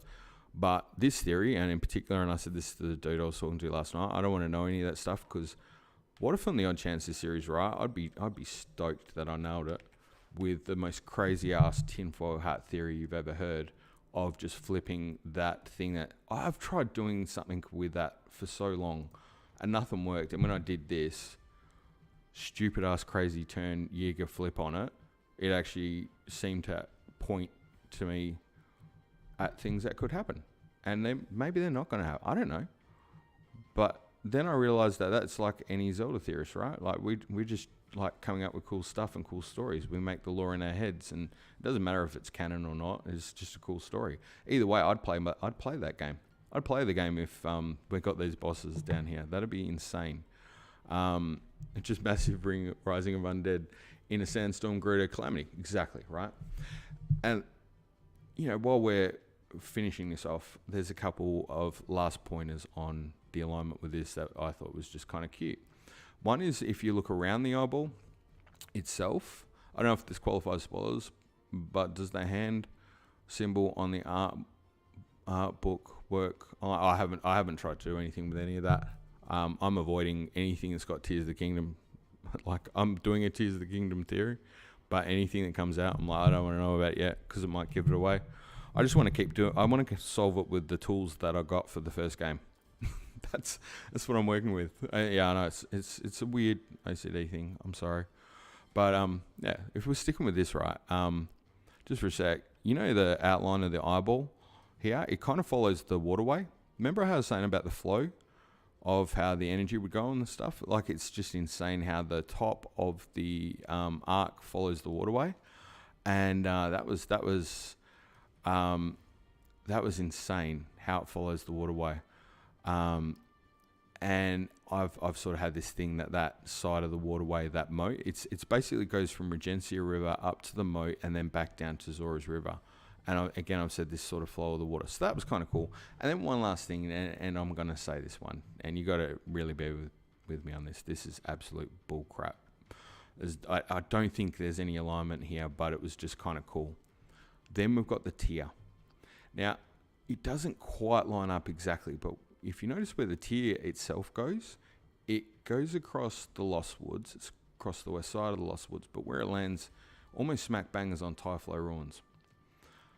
And about that, I'm just like, do you know, Typhlo Ruins has bugged the absolute crap out of me from day one, because I can't quite make sense of it. Why is there this place that's just covered in darkness? I don't get it. I've never had a really good explanation for it, and this isn't a good explanation at all. But you know how I'm now saying that, what if potentially, because of what we're seeing with some of this stuff, that, and I go back to Champions Gate probably as my example of this, right? Typhlo Ruins uncovered in the third trailer. There we go. Okay, well, where I'm kind of going with this is, what if Typhlo Ruins, because I've been riffing that there's some sort of dark world, light world thing. I don't know if this is the case, but imagine it is, because it's a little bit maybe like A Link to the Past. What if Typhlo Ruins is kind of like a portal sort of situation, like that? That's the darkness coming through, so it's either kind of a foreshadowing or it's a remnant. It's one or the other, but it's kind of a symptom or it's a symptom of what's coming, or it's a scar of what has happened. I can't quite tell, but let's imagine we're going ancient past. It would be a scar, a remnant of what has happened in the past, for example. And that's actually a doorway as to how maybe something's happening, and maybe how the joining of these new monsters come in, because we've got all these new enemies coming in. How do they arrive? Do they just, I don't know, do they form? Or I've also kind of thought that maybe we're also looking at the distant future too. Not quite 100% sure, and look, I don't think I've got the answer for that. But I did think the fact that it landed on Typhlo Ruins was really cool, and it suddenly made me think, well, if that's actually part of how, like, let's imagine the malice takes over, and I've said that for a while, you know, it takes over, it wipes everything out, everyone's gone, and it's just, that bit where he's like, take over the kingdom and destroy the allies, like if I go back to the trailers. Let's imagine that that's about what's happening there. And it's Typhlo Ruins is how they've started pouring through and stuff. Like, that would be insane. Absolutely insane. Like, this is Dark World sort of stuff, you know. I don't know. It's kind of, and also maybe it's Twilight Princessy type thing as well. And again, you got this whole thing where you go back to Zelda's diary, and you know that whole thing's happening. And so I'll add one last little spin onto it that's not necessarily the map, but you know, we've talked about the thing with Zelda's diary, and who it could be that she's talking to, and a few people have speculated. I'm going to be the first one that it could be Midna. One reason that I did start to think that it could possibly be Midna as well is, what if Zelda did happen to perish in some degree, because that's how it looks like he's winning here, because about this point it looks like he's totally got it right. How could you get her back, or at least her life essence? If you look at, and I didn't link to Zelda, that was a bit of the canyon. I'm pretty sure when they did that thing with Midna and Zelda, they exchanged life force a little bit to save each other. That maybe there's a remnant of the goddess still within Midna. And that was kind of a cool little side theory as well. So, yeah, I don't know what you guys think about that. That was a little bit random with the whole Midna thing as well, but I thought if something did happen to Zelda, could there be her life energy as well that could potentially exist in the Twilight Realm that could come back? I don't know. I don't know the answer to that. But either way, I thought all of that was pretty cool. I really like this idea of, could it be a case where we see these large sort of enemy encounters like we've seen in the trailer with one, but if they were blocking off or sort of as access ways to get through to areas, you know how we've been talking about how you do dungeons, and this is probably where I'd finalize this whole thing. I've had the problem with dungeons because my backstory of this, by the way, is my daughter got into this game right now. I've tried to get her into Ocarina of Time. Maybe she will as she gets older, but those dungeons, they're more challenging for some of the players, and so they don't play the game as much because they get stuck. Right, so I love dungeons, man. I'm on board. We all love the dungeons, right? But they've got to have a way that this larger player base can navigate this sort of stuff. if we just lock it to the old sort of dungeon and it gets blocked, well, how do we do that? Get it the 3DS version. Yeah, I guess what I'm saying is you got this open world, what could you do with it, right? And if you look at that situation like there, and if you've got this large boss encounter blocking off essentially an access way to an area, that is your dungeon, right? You just got your dungeon out in the open world now. Just let that sink in for a sec. Your dungeon is the open world area that you're trying to crack in through. And your boss encounter to beat that dungeon is just one of these large reimagined bosses just waiting there for you, waiting to take you down in what will be an epic encounter. And I don't know about you guys. I like that idea. I'm stoked by it. It's probably not going to be what happens, let's face it, right? So this is the point where I'll go 100% if you think that this idea or this theory is absolutely batshit crazy. I'm on board. You don't have to sell me on it. I'd agree. But I reckon that would be a cool idea nonetheless. And I've never been able to align anything quite with the constellations on the map, but that kind of did. And the fact that it pointed to these areas. And by the way, that looks like a malice crystal. And that looks like that thing with Zelda is just classic of this bit from creating a champion. I don't know, I've done it a few times, but you got so much in this book that just screams predictions. This bit here, sorry, while I'm there, this bit with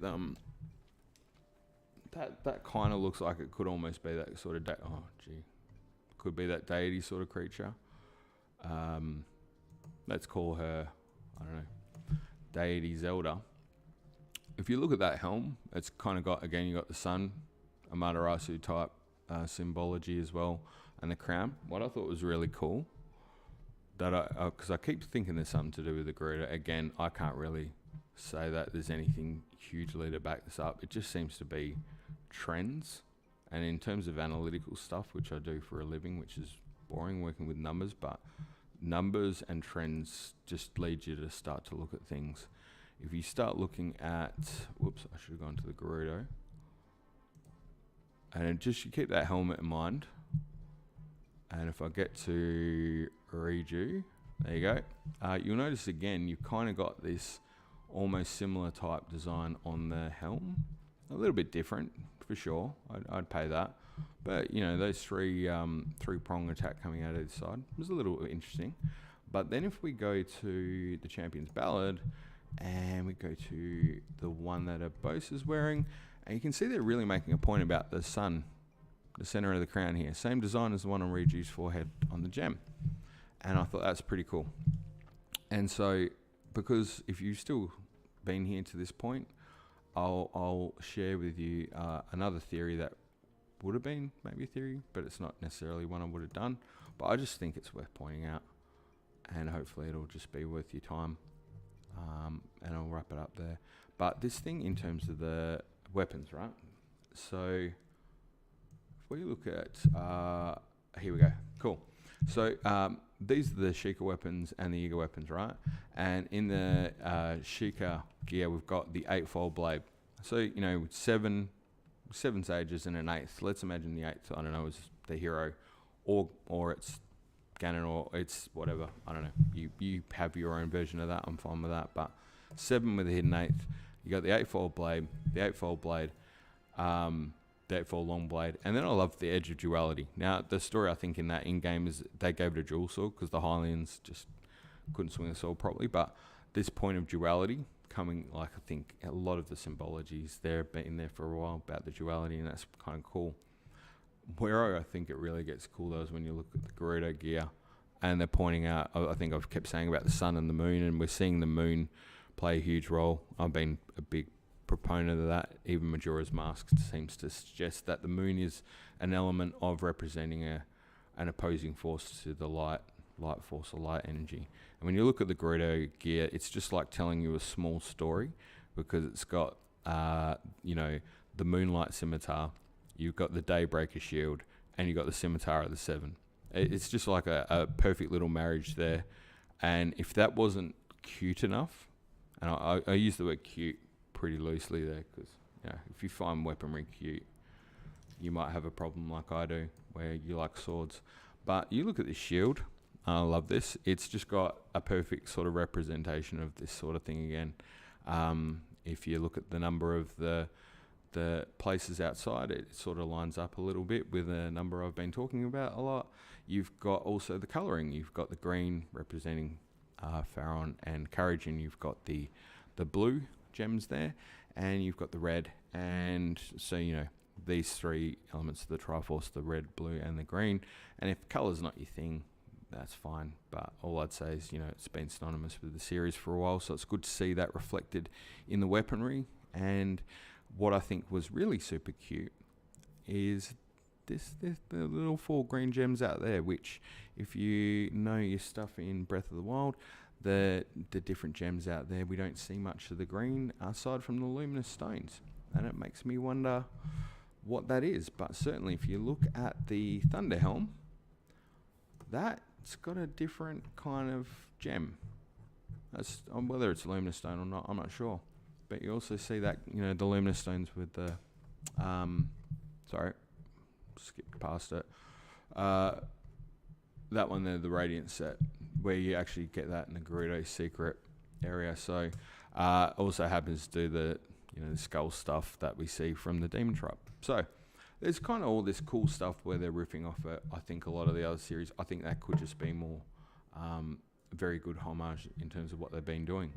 But yeah, that certainly seemed to have a significance. I think the Calamity could be heading towards localizing it towards different people. So about this point, I will jump back to the chat and the Q&A, and I would say thank you for hearing out probably what I described. I think I've got it in my script because I can't even think straight at the moment, but I described this particular theory as the worst theory I think I've ever come up with, and a theory I would never ever have done a video about, and a theory that I was actually more excited to do a video about it because it's to me, it's like a classic Zelda fan theory. It's like, it doesn't make any sense, and it's probably wrong, but it's just crazy enough and insane enough to be cool.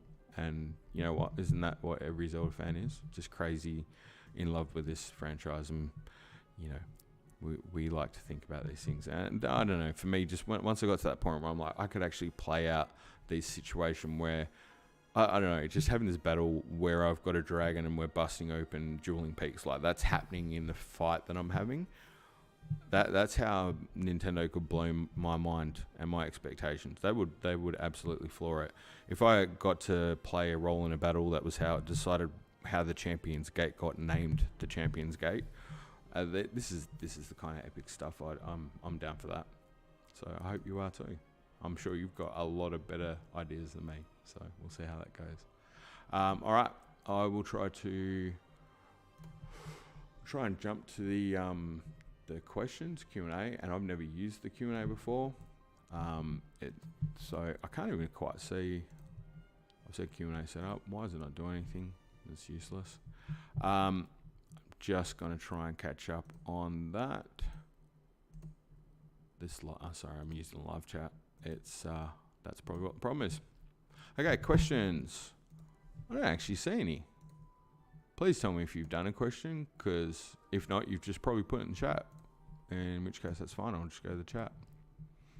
I'm good with that. All right. I tend to have the chat a little bit off to the side, but for now, I'll just pop something much more interesting up visually for you. Everyone likes this particular video, I think, so we'll go with that one. I'll just take the audio down a touch. All right. We'll just start from top. We've got Tiny. All right. Cool. Oh, wow. I went through that real quick. Way too quick. It is possible that worst navigation in the world here. Didn't think I would see Larulian. Hey, Larulian. How you going, dude? Oh, dude, you came to the wrong theory video, because this is the least supported and well-structured theory discussion ever. But did you catch much of it, my friend? And if you did, oh, man, it just absolutely...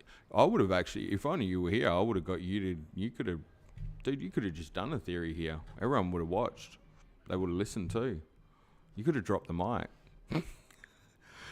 If I knew you were coming, you could have done the video.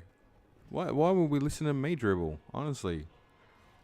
Oh, come on, dude. You know, any time, man. We all love your stuff. Talking about the dude who's basically done all the background theory work for all the big Zelda tubers. As far as I'm concerned, that's what I found out anyway.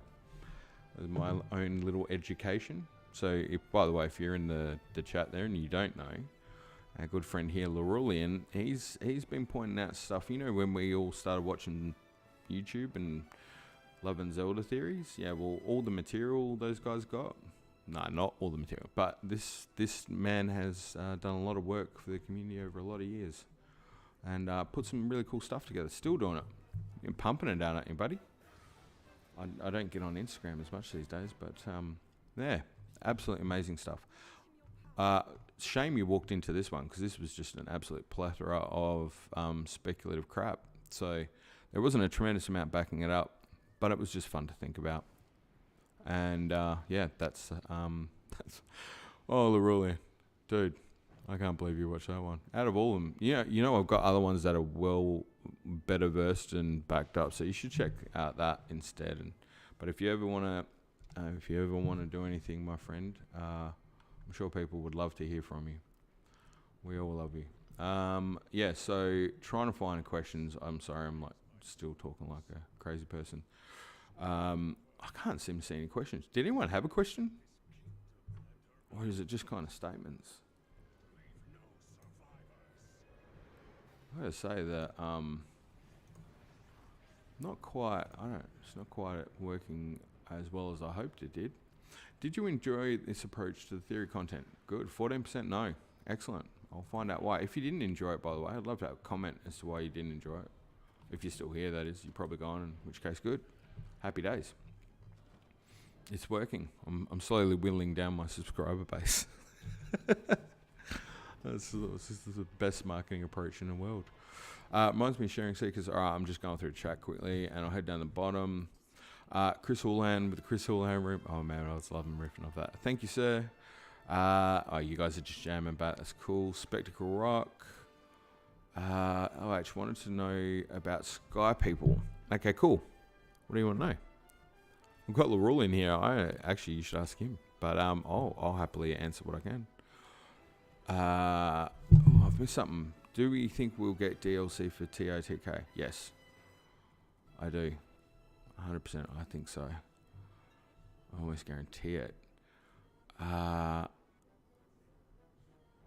just trying to see. I reckon I've missed some questions along the way.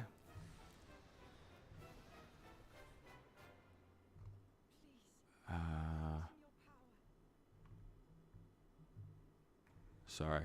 I was like reading and catching back up. All right. Flathead. Excellent. All right. Other Sheikah Shrine, Great Fairy. Yep, we're all over that. We smashed that out. Windfish Leviathans. Yep. It's pretty cool, that line. Thanks, Jackdaw. Okay, and then, yeah, that Dan put up stuff about the speech. Man, that was... The fact that lines up so well and they were pointing out the Master Sword is insane. The light stuff. Oh, there was another thing, by the way, I haven't mentioned here. In the concept art, there's a light mushroom or a light shroom. Again, they're foreshadowing that the darkness was going to be an issue, I think. Glare Bridge is actually pretty close to Equimenis Bridge leading to the Colosseum. Yeah. And the Colosseum, it seems to be like could play a role there as well. Also points to where one of the first divine beasts was found, Varnaboros. Correct. Yeah, good call. I missed that one. Tiny Ocarina of Time, Desert 2.0. Yes, Haunted Wasteland Sandstorm. Yeah, Arbiter's Ground. And that would be... Wouldn't that be crazy? That would be absolutely sick. I would love that. Wonder what the triangle around Kakariko Village would point toward. I think the one on that side wasn't... It was kind of just highlighting Dueling Peaks. I wasn't getting anything necessarily Kakariko Village, but what would it be over there? So that would have to be, I'm thinking, a massive dragon based on the historical tale. Well, that was kind of the gut feeling I got off it, is that you could actually, some of these things could have been seeming like they were just kind of a cute callback name, or a name that was there for a reason as a Easter egg or something. But what if you actually got to play a role in it? And if that's the story they've got about a dragon cleaving that mountain, I'm thinking maybe Argorok, and I would be down for that. I'd pay money for that. I'd give Nintendo more cash if I could fight the big Twilight dragon. Yeah, I'd be happy. But someone will think of a better dragon than me. I'm sure they will. Just try and think of the best dragon fight you can think of that's going to cleave a mountain, and I think you're on track. That's what I was thinking of. Locations with callbacks to the older games will surely have a bigger significance in Tears of the Kingdoms. Amen to that, 100%. I don't think this, like I said, I don't think this theory is necessarily sound. What I think though is it was a good way of understanding the mindset. And, you know, it sort of started to click when I realised that you could section off portions of the regions with the relevant calamity. You know, like Zora's Domain flooding, by the way, as well, would definitely change the geography around that entry, because there's different ways you can go to get through there. But if it was changing it was a bit flooded, perhaps your access points wouldn't be the same. The one that really stuck out for me that I would be keen to see there would be Lanayru Promenade. You know, that I've always had a thing that area, there's something else there that's not utilised. You know, we've all said it when you go down Hemon's Descent with the eighth heroine statue or hero statue. There just seemed to be some reason there, but it didn't quite seem fleshed out. There's actually a lot of areas now that start to seem to click. As to how that could work, and certainly if it passes what I call the dungeon litmus test, that's cool. The ham was released before the Outbook leak, from a leak-free person like myself.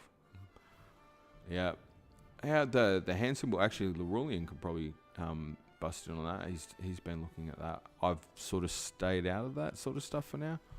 I just kind of, I think there's plenty to be found there. In due time. The massive ring from the undead in Sandstorm, Greedo's Calamity, yeah, that'd be so good. Enemies like the Re-Dead, yeah, and I got somebody was really cool pointed out to me the way I was playing Breath of the Wild. It's like, you're going to be screwed when the Re-Deads come. Like, yeah, I'll just hand when the Re-Deads come. They won't even have to get it. They won't even have to raise. They'll just have me. I'll already be dead. I nearly made my way up to Var Meadow just from Lionel smashing me with a club. Nearly hit me that hard I got up there. Don't know if this qualifies. Reasonable. The green symbol for the Japanese Tears of the Kingdom website. Yeah. Hammer's released. Yeah, the way that it does that animated as well is absolutely crazy. You hang glyph laid over the top of the map. Does it show anything tiny? Do you know what? I said I hadn't done that. I don't know. I don't know if it would. I don't even know if what I have lined up here is quite right. I feel like if I got investigated by Larulian, it'd come unstuck pretty quick. But, you know, that's why I prefaced it by going, I'm pretty sure this is the worst theory ever, but it was a cool one to think about. And fun one to maybe just chat about, because we like the game and we get excited. And you know what? There's going to be a little caveat towards the end of this where I want to touch on that for something as well. I might as well just do it now. So I've been speaking with a lot of cool people in this, and I never thought, by the way, anyone would ever watch any theory stuff I would do. I still can't believe anyone does. So I'm going to start trying to maybe put some stuff up on my Discord or website or whatever. Because there's a friend who's Welsh Joe. She's getting her Elgato 6DS today, and she's going to want to start streaming some gaming because she's kind of excited to do it. So I want to give her some guidance on that if she can. You know, we've got friends on our Discord who are doing some Zelda stuff and that. And if we can help give some tips and tricks along the way as to things that they might learn or could help out. So we'll probably start trying to put some of that up maybe on our Discord as to if there's any links or tips or tricks, like you guys as well. Though I think what was really stood out to me was how you could learn how to, if that's what you want to do, because I'm not necessarily going to be a Zelda tuber. I don't know if that would be what was happening. I'm just kind of weirdly stumbling through things, but if you wanted to bounce that stuff off the people in the community, that'd be the perfect place to do it. You know, so if Welsh Joe, if she was on this chat today, particularly the Hero's Path afterwards, she could bounce off ideas of what she would be doing there, as well as there's people out there who really know the Zelda stuff and can help out and just give ideas and just bounce it off. So try and maybe put a bit more focus up on that with the channel. And also, you know, just give people a bit of knowledge that there's these other guys out there that they can go check them out as well. And if, you know, if you guys are doing something that's, you know, I've got Highly Unlikely who reached out and said he does some artwork, and I suck at drawing. I just suck at it. And so I'm like, yes, if you could do some drawing, I'll commission you to do something to help me out, because I'm terrible at it. And so maybe we can help each other out and do some Zelda stuff if that's what you want to do and that's your thing.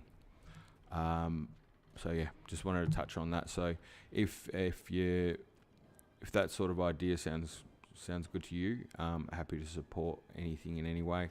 I thought just trying to collate some stuff on our channel at least. Anyway, we should probably be able to do that and help out in that way. And Larulian, you're kind of a celebrity, mate, so if you just want to just put a Ask Larulian box up there, I reckon you'll get smashed. Everyone will be sending you stuff all the time. Love it. I'll be sending you stuff too, buddy. Just can you look at that and just double check for me? I mean, kidding. We love it. We love it. There's a lot of respect there, which is cool. Hunter, I've been thinking about you, and when do you often play? I will try to schedule time to join. Oh, when do I play? Like streaming? I've been trying to do it on the weekends when I'm not working, but at the moment I'm trying to code up some chat GPT stuff for crazy shits and giggles. So as much as I can, I've been trying to do it on the weekend. This is all kind of, I'm just feeling it out as I go, Hunter. So yeah, on the weekends I've been trying to line it up for a time that would work for the US and the UK. So it's generally been around the midday Pacific Standard Time or whatever it might be. But yeah, if you can, that's great. If not, you can definitely send some questions along the way or whatever, and I can try and address them in the gameplay, because I don't play well. I kind of just keep walking around and getting hit by enemies. So I should be doing it for a while, is what I'm saying. I don't see I'm going to beat the game anytime soon. Not even sure I can find the other side of Hyrule at this point. But yeah, yeah, Hunter, you're welcome to hang out anytime. Any tips or tricks you got for me, pal, let me know, because I got no idea what I'm doing. It's great. Chris, we could have a spot, by the way, the Chris Houlihan room. I just like that. I just feel like there's something there, Chris. You know, you could have a spot and people could just come and adore you there with that name. It's kind of cute. I like that. Jack Dollar, the gold light that bathes the woman Zelda, could be Midna and Twilight. That's a big stretch. That's the thing. Like, everything could be a big stretch. None of us know, right? But I think that's the point. It's cool to be able to talk about this stuff. I hope I'm not the only one that's thinking that. Get a 3DS version. Yeah, get me a 3DS version. Just hopped in a moment ago. What are your thoughts on the Zonai and the Sky People? The ruling. What are my thoughts on the Zonai and the Sky People? How do I summarize that, buddy? I think Zonai is just a label. If I'm sure you'll respect what I'm saying. Zonai, you know, the Japanese pun. It's a label for what is referring to. Is there a connection? I believe so, yes, if that's where you're going. And I believe there's a connection between the Sky People and, I dare say, it's either the Minish. I don't know whether they're going to just Easter egg that sort of thing, but I don't think they are. You know, if you're looking at the large remains that we've got across the landscape in Breath of the Wild, that just seems too coincidental, doesn't it? And we're going to have a different sort. I don't know. There's the gaps in the history there as well. But one thing I would say on that, buddy, is you know that whole the war that was between. Let me take a step back. Why does Demise hate the gods so much? because, you know, Demise has this hatred for this unending malice. He says that he's got this hatred for the gods. Why? It doesn't just, you don't just start your story there. There has to have been another story. I think that's kind of my point, is that there'd have to be something that's happening prior to that. That's why he's the way that he is, and the demon tribe is the way that they are. And I can kind of almost empathize with the demon tribe if you're just constantly just being shoved away into a dark place. Maybe they brought it on themselves, I'm not sure. But I think there's definitely something going on there. There's an inequity going on, and it kind of bugs me, actually. I don't know if it's the layer of the characterization, but the fact that when Hylia cleaved the earth and sent her quote-unquote favourite people to the Sky Islands, that it didn't involve any of the other races of Hyrule, kind of seems a little bit choosy, a little bit biased. And so, yeah, I kind of think that there's maybe, I keep calling it the binding curse, that it's not necessarily Demise's curse, it's a binding curse that they all played a role in. And the fact that the malice was already in the bottom of the ancient cistern before Link even travelled back indicated that that had already happened, just like Zelda was in the Amber. So it was destined to happen because they all played a part in the curse themselves, and the only way to break it is they all need to be involved in that. And would that relate to the Sky People? 100%, because maybe they are also related to the ancient Sheikah, because I think they need to answer the story of the ancient Sheikah with this. So that was a terrible way to answer that question. I'm so sorry. Not very well articulated. I think we're going to learn more about the ancient Sheikah. That's what I think we're going to learn about. And it makes me wonder if that whole cancelled Sheikah game, you know, the real dark vibe that's in that, by the way, you know what I mean, with the artwork and stuff. I'm not saying it's in this game, but gee, doesn't it seem weird that there's this information come up not too far out of this game about a game about the ancient Sheikah, and there was one last Sheikah, and it was in this apocalyptic nightmare kind of world, and it relates to how they become the Master Sword. Coincidence? If it is, cool coincidence, but man, that could be a story right there. I'm just saying. That, who knows? Nintendo love to do this, right? I don't know if half of what they do is far off diversions, so we don't know which hand they're playing with. But either way, I'm happy. I'm excited to see what they do. On board over here, Nintendo is hiring you for Breath of the Wild. However, is that for... overboard on here. Nintendo is hiring you... Wait, I'm not reading that right. How is that for a prediction? They're hiring me. No, they would not. Because Hidemaru Fujibayashi has already planned out the next... He's planned out the next thing that happens, because I actually think if there's anything more exciting about what I'm thinking for Breath of the Wild, it's what I think it's going to do when it's done. And I was riffing that off, so I'll try and make this real short. The greatest story I could see them tell is a Redemption Ganon arc, because it would be uber epic to do, and it would get... You'd see this characterization, this character build that would happen, and it would actually build some sort of lineage that goes all the way back to explaining what happened with the ancient Sheikah, which would explain why Demise hates the gods, because it actually comes back to a time where there was one race and they were all peaceful, and then some sort of thing happened that began to split. I'm not sure how that would work. Someone who's much better at lore would do that than me, Larulian. But what I would say is it would be cool to see that redemption arc, and it would kind of mimic what we saw with Groose, and you would be on side and you would think, you know, poor Ganon, he's cursed, he wants to get out of this curse, he's in pain, he wants release, and I could buy into that, and we'd all buy into that, and then just right at the end, just at the final twist, because they break Demise's curse and Ganon's part of that, that, you know, that's how it goes. But then just right at the end, he just kind of does that little switch right at the end and goes, nah, actually, I like the taste of the power. And then he just becomes uber level badness, like massively. He takes it and just makes whatever Demise would have been doing with the Malice look insanely like nothing. And that's when he opens up his plan to take over all the timelines and all the realms that have ever existed in every Zelda game you've played since your childhood, and he's going to destroy them all. And suddenly Nintendo are going to make more games in different platforms because we get to play them, because now there's actually different enemies. They're going to bring back Vardy to take over this timeline, and they're going to bring back another enemy to take over, you know, another the 2D, the handheld game. I don't know, like whatever it is, but you could actually bring back kind of some of these older enemies, almost as his generals of apocalypse type thing. I don't know. You could riff this a number of ways, but yeah, just if they did that redemption arc and then switched it right at the end, so you actually get to like him and then break it. Oh, that'd be good. That'd be a good story. I'd like that. I think that shot with Link looking at his hand in the idle animation and not right after he gets it, as most people speculate. Yeah, the timing, they're playing with that for sure. Monster Maze, that video he did where he broke down that trailer, that is like, shut up and take my money. That was awesome. No, it was relevant. Everything's relevant. Dude asking the hard-hitting questions.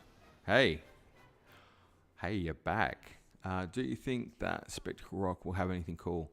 Gee, you'd hope so, hey? Because it's got such a significant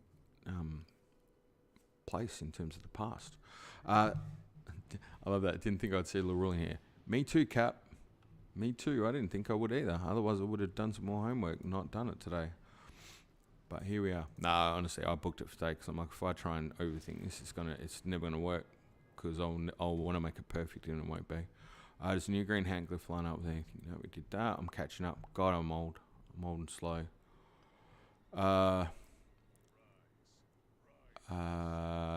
That style of ruin is predominantly found in Tabantha and Akala region, but also a few around the Nehru. Yeah, he's on it. He's just smashing out the park.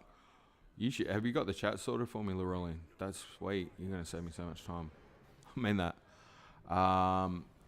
Temperature was one of the main mechanics, even at the start of the Great Plateau, so surely they have had to make huge reworks to do it. Yep, I'd agree with that. I think that was kind of my thing about the Farum region and what's happening there. There's a temperature aspect to it. Definitely, I agree. Don't sell yourself short, my friend. Me? Oh, if you're talking about me, no, I do. 100%. 100%. Just an enabler of... you want to see... And to be fair on that, Larulian, like, that's not self-deprecating. You want to see these guys in the comments, man. They kill it. Half of the guys I'm talking to... and by the way, even in playing the game, I'm the only one that hasn't done it master mode with the hand tied behind my back. I don't... Anyway, I'm just glad to be a part of it. It's just like I'm here hanging out with dudes who are super cool. Like, don't get me wrong, if we were hanging out together as a group and we were out and about, and you needed someone who was heavy metal and would have your back in a fight, I got you there. But in terms of Zelda skills and stuff, you guys are killing it. You're totally making me look way better than I could possibly be. Crystal Lane, if evil doesn't exist, Buddha wouldn't have ever become enlightened. Those themes in Zelda make me wonder if evil is really a necessary part of it as far as demise goes. Oh, that's my Mikaboshi thing, man.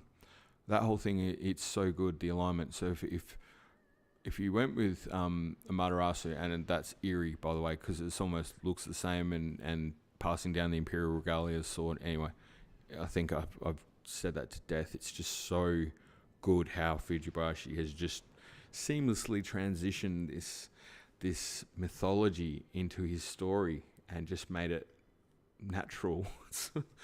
It's like genius level. And by the way, Tiny, you know Master Theory Part 2, because I swear I'll probably never get that, was a huge part of what that was just talking about that seamless transition of this franchise over 30 odd years of my life to realize it go from an exciting adventure that challenged how you thought about gaming to something much deeper.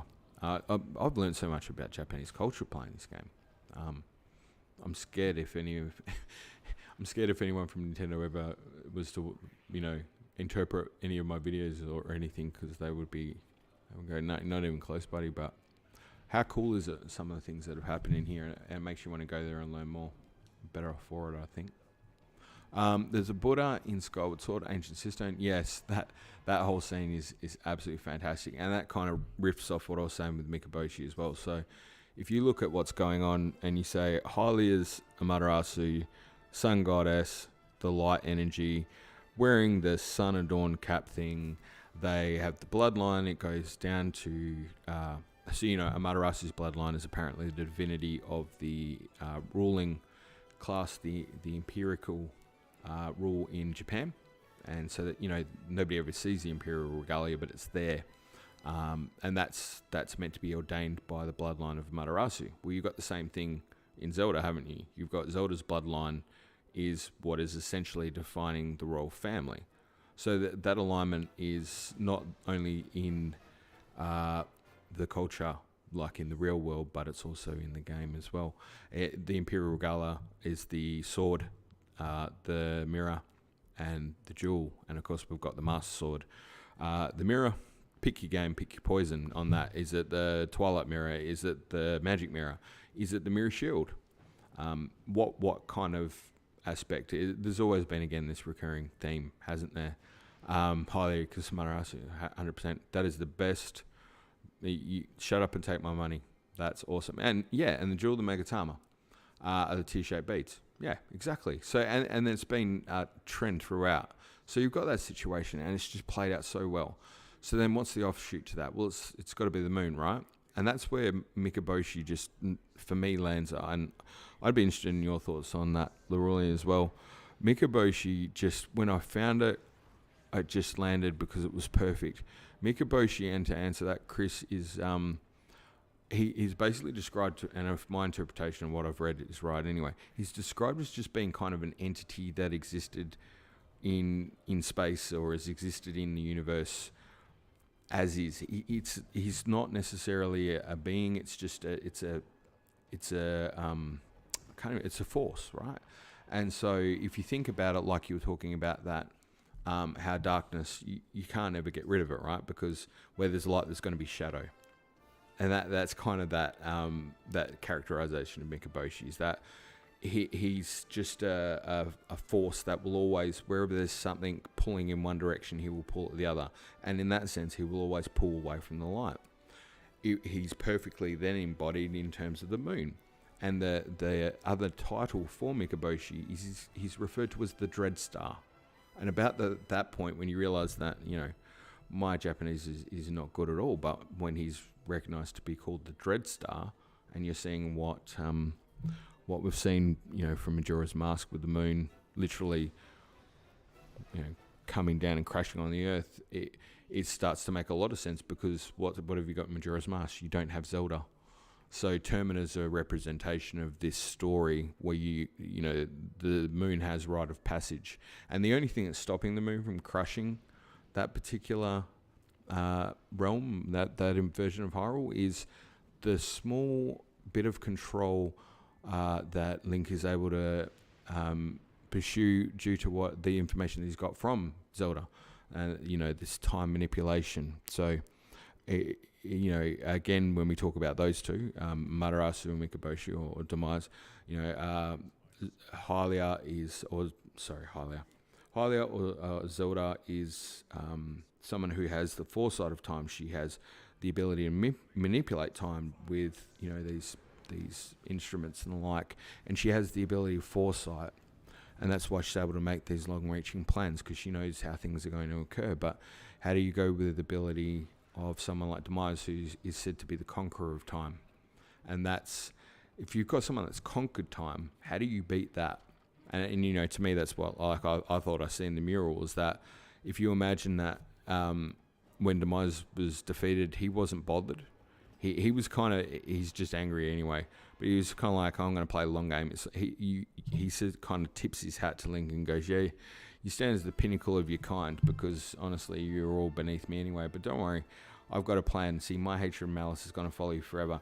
We take that to be the literal interpretation of Ganon, but maybe it's more the interpretation of this absolute force that's been building up, that's bringing the undead back time and time again, and it's spreading, and it's getting to the point where this army of the undead is huge. Because as I've mentioned to other people before, imagine that you die, but you can't die. You just keep getting brought back over and over again.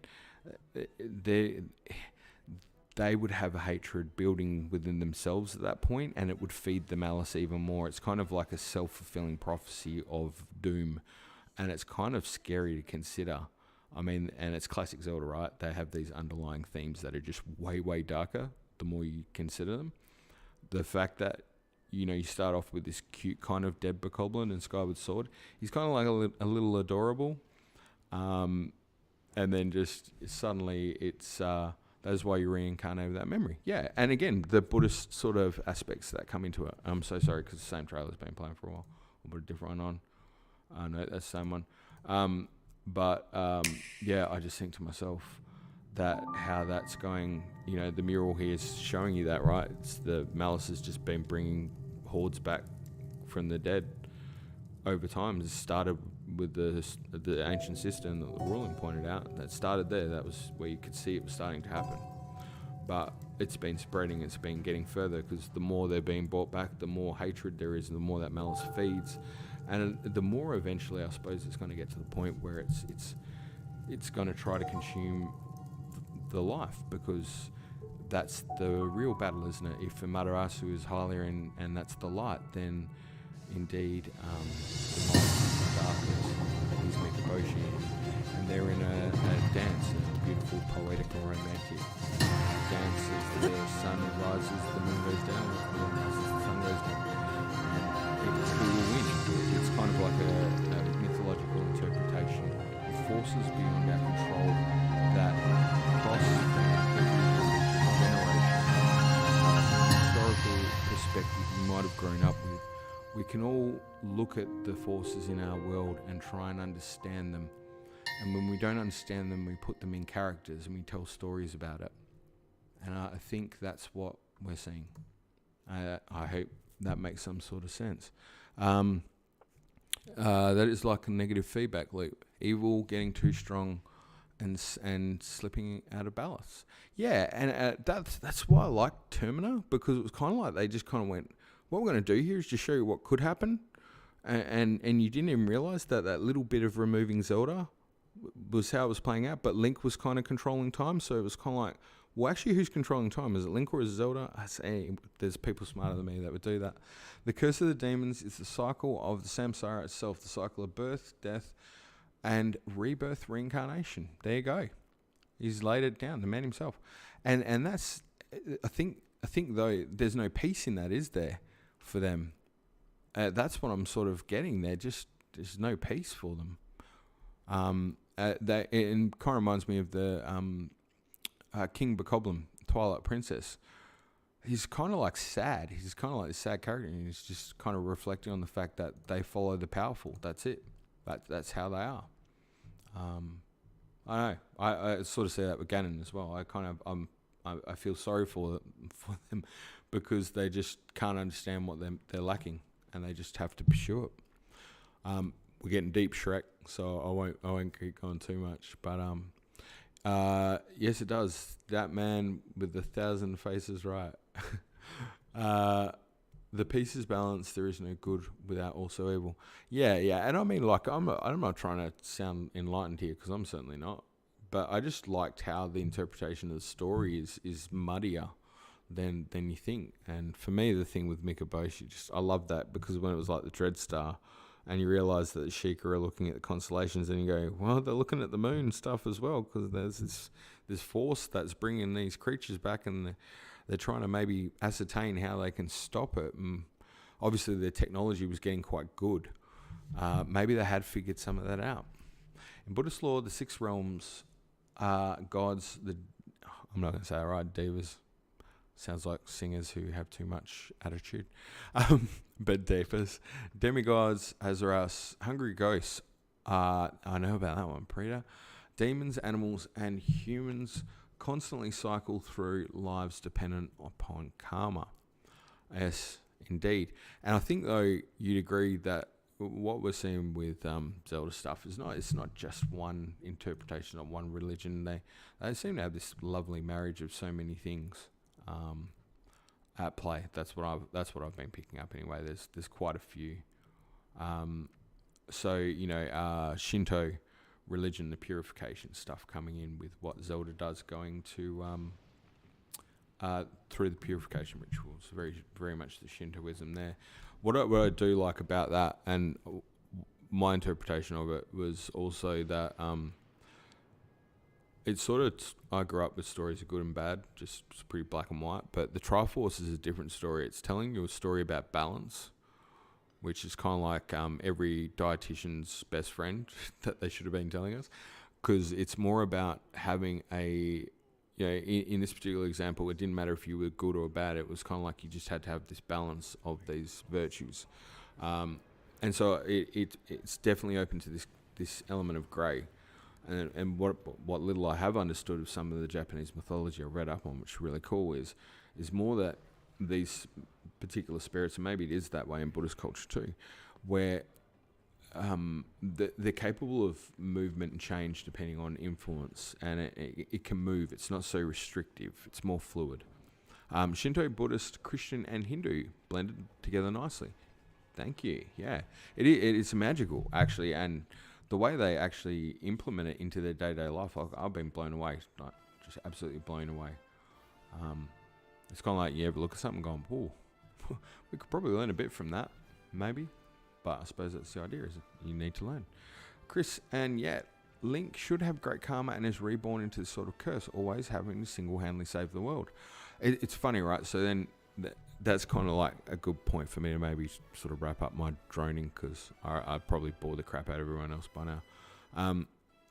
It's like what they did with Link. If I said that, what's happening? Probably. Oh, I like that. Link, if it's the sun and the moon, right? If this is a balance between the sun and the moon, and light and dark, and we go up and down, you know, whatever it might be, but the balance is Link. Link is the balance of the Triforce. He is doing that, and you know, this is not really. We're going to spend hours talking about what everyone could tell in 2 seconds. That basically you as the player playing as Link, the metaphorical connection in the story that you're learning. The way I was kind of wanting to say it though is like Nintendo did meta before meta did meta. If that makes any sense. They knew what meta was before it became a hit buzzword. That by you involving yourself in the game, you actually played a part in how the story played out. And let me explain that slightly better. Inevitably, it starts to make sense why there could be a downfall timeline in some degree, if you could argue that it would be the interpretation of what happened if you didn't play or you didn't save the kingdom. It's not saying that it is, but if you were to look at how they're telling the story, it could be interpreted that way. And that's classic Nintendo, right? There's enough clues there for you to go in that way, but we're not going to back that up or say that's the case, because we want you to use your imagination to figure it out. And it's perfect, right? How do you keep friends with everybody, make everyone happy, and not upset anybody? You just kind of try to tell a story that's reasonably close to what everybody wants. I think that's magic. That's actually hugely intelligent. Link is almost a manifestation of the Buddha, specifically a bodice. I can't pronounce it. I'm not going to try to. I'm going to go with bodhisattva. No, not even close. I talk like I play the game. I'm so sorry, Larulin. Please don't be offended, but yeah. That's why I do talk myself down, buddy. And when he needs to be, he's a wrathful deity. I love that one, fierce deity. Yeah, I think he's also kind of representing, in some ways, just kind of like the positive spirit of adventure. It's kind of like any of us talking about stuff and doing what we're doing. Like, I got no idea what I'm doing. I basically get scared trying to have any conversation about any of this stuff anytime. And you just try and give yourself a bit of courage and get in and do it. And if there's any, that's what I was saying about trying to put some stuff up, like for anyone else who's doing this kind of thing, because if they, here we go, Tiny, I'm so crap. Bodhisattva. Okay, that's one take. We'll just record that, get it out. That was perfect. That's it. Tiny's great. Leroy, you'd love Tiny. You guys would get along really well. But yeah, I guess that's kind of my thing, is just positivity and giving it a shot. That's all you can do. And you know what a great community it is to have people in here that back you up when you do that. And like I have done some of the worst gameplay in my entire life. I was so excited just though to be able to play the game, because after doing theory videos for 12 months and not actually getting to play the game that I like, which is my own fault. The fact that I was terrible at it, and guys were like, "Yeah, it's cool, good luck." That was so sweet. That's really refreshing. That's not the social media story you hear out in the news. So maybe there's something good about that. Sortia, we have been bad to him many times, wanting to search for cracks on how he could be freed or the cycle can be ended. To end it would mean he dies too or fades away. Wait, I feel like I missed something there, Sortia. Just scrolling up probably. I think I like the Syria and the Malice. Yeah. Oh, I love it. We have been bad. By the way, if you're liking that Sortia, just try and imagine. So this is where I think the grey area exists in this story, and I don't know if it was intended, but I'm pretty sure it was. That if you look at that intro story to Skyward Sword, and you see Hylia, and it's explaining she sends her chosen race to the skies for safety, and about that point, I'm kind of like, well, what if? I think I said to the other guys in the stream the other day, what if you're a Goron child, and you're like, please, Miss Goddess, please, can I go up to the Sky Islands to be safe up there? I don't want to stay here with the demon tribe and this flame-haired guy who looks like he wants to cleave me in twain. It's like, no, sorry, because the other tribe stayed there. There's more grey to that story, isn't there? That's all I'm saying. It's not quite as clean as it sounds. There's more to it, is where I'm going, and I think there's more about that malice, and maybe there's a bit more behind the malice for Hylia too. It's kind of cool. It's kind of cool that there's different interpretations of it. It's a lot more nuanced than it was certainly when I was growing up. That's what I think, and I love that there was a thing where it came out in an interview more recently. I hadn't seen it anyway, of Miyamoto about Ocarina of Time. Like, he's talking about Ocarina of Time before Ocarina of Time come out, which is like surreal. It's like talking, getting an interview with the Beatles before they did Abbey Road, and they're talking about what they're doing before it's big. And he's talking about Ocarina of Time, and he's just kind of laying down that he wants the characterization of Ganon to be a bit more complicated. He wanted it to be a bit more challenging, that you didn't just have him necessarily as a bad guy. Like, he wanted to make Ganon more of a human. And as you can see the approach even from then of where they're sort of going with these stories. I just think, again, growing up, starting off with Pong, and some of the worst games in history. I'm so glad Nintendo have done what they've done for the gaming world, because they brought in stories. I love stories. I tell stories. I talk a lot too. You probably picked that up. Chris, that is why Zelda has the best community. Yeah, Zelda's got a sick community, a really good community. Really, really nice. Can't wait for Tears of the Kingdom. I reckon we're getting to a really good point here. A really good point. And I feel like I could almost like touch wood and not ruin it. Not go on too long. But I'm gonna start to wrap it up, because I'm gonna then just take a short break, and then I'm gonna bust into the hero's path. If anyone wants to hang around, I thought I'd probably end this stream though, so I could just put it separately, but and put the hero's path up, because I want everyone to see Dan the Man's gold moment. It's got a good one on there as well. But before I wrap it up, for you guys, what would you want to see happen from here? I think number one, we could have talking with Laurelian, because I'd totally be down for that. So if you just want me to host something, and you can just kind of be there and people can riff off you, I'd enable that any day of the week. That'd be cool. People love talking this lore stuff, and just it's good fun. So what do you guys? What would you want to see from here? What did you like? What didn't you like? What could I do to make your life better or enjoyable? That would be great if you could point that out to me, because I got no idea. Like I keep saying, I'm making it up. And other than that, just any feedback you guys have got, what you're looking forward to, is the that sort of stuff. I generally actually just like hearing what you guys are thinking and what's happening.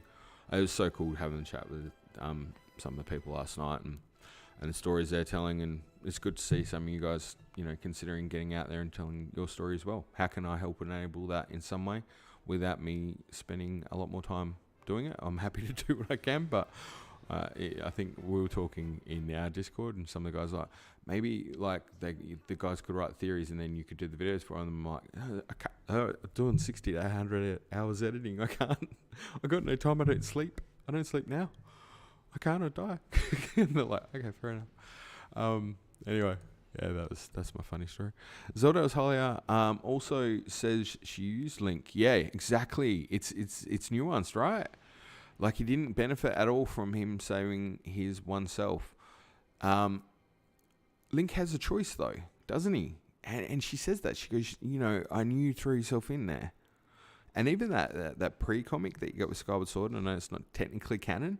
I don't know if you've read that, but that version of the hero, he starts off, he's bound in chains, he's been jailed. Like, they have treated the hero so poorly. And they're like, oh, no, the world's come to an end. Will you help us? And he just, like, boss levels at 100%. Just goes, yeah, give me the sword. I'm just going to win bomb my way over there. He just takes it on board and just goes, yes, you treated me poorly, but I am hero incarnate. And god damn, I love that. Give me that story. Give me more of that. I love it. All right, Laurelin. Hylia saved the humans who didn't defend themselves, while she and the non-human races banded together against the demons. Thank you, Laurelin, nailing it. Do you think there will be a lot of activity in the Lanayru region with all luminous stones being there? Also, hey, how you going? Organism.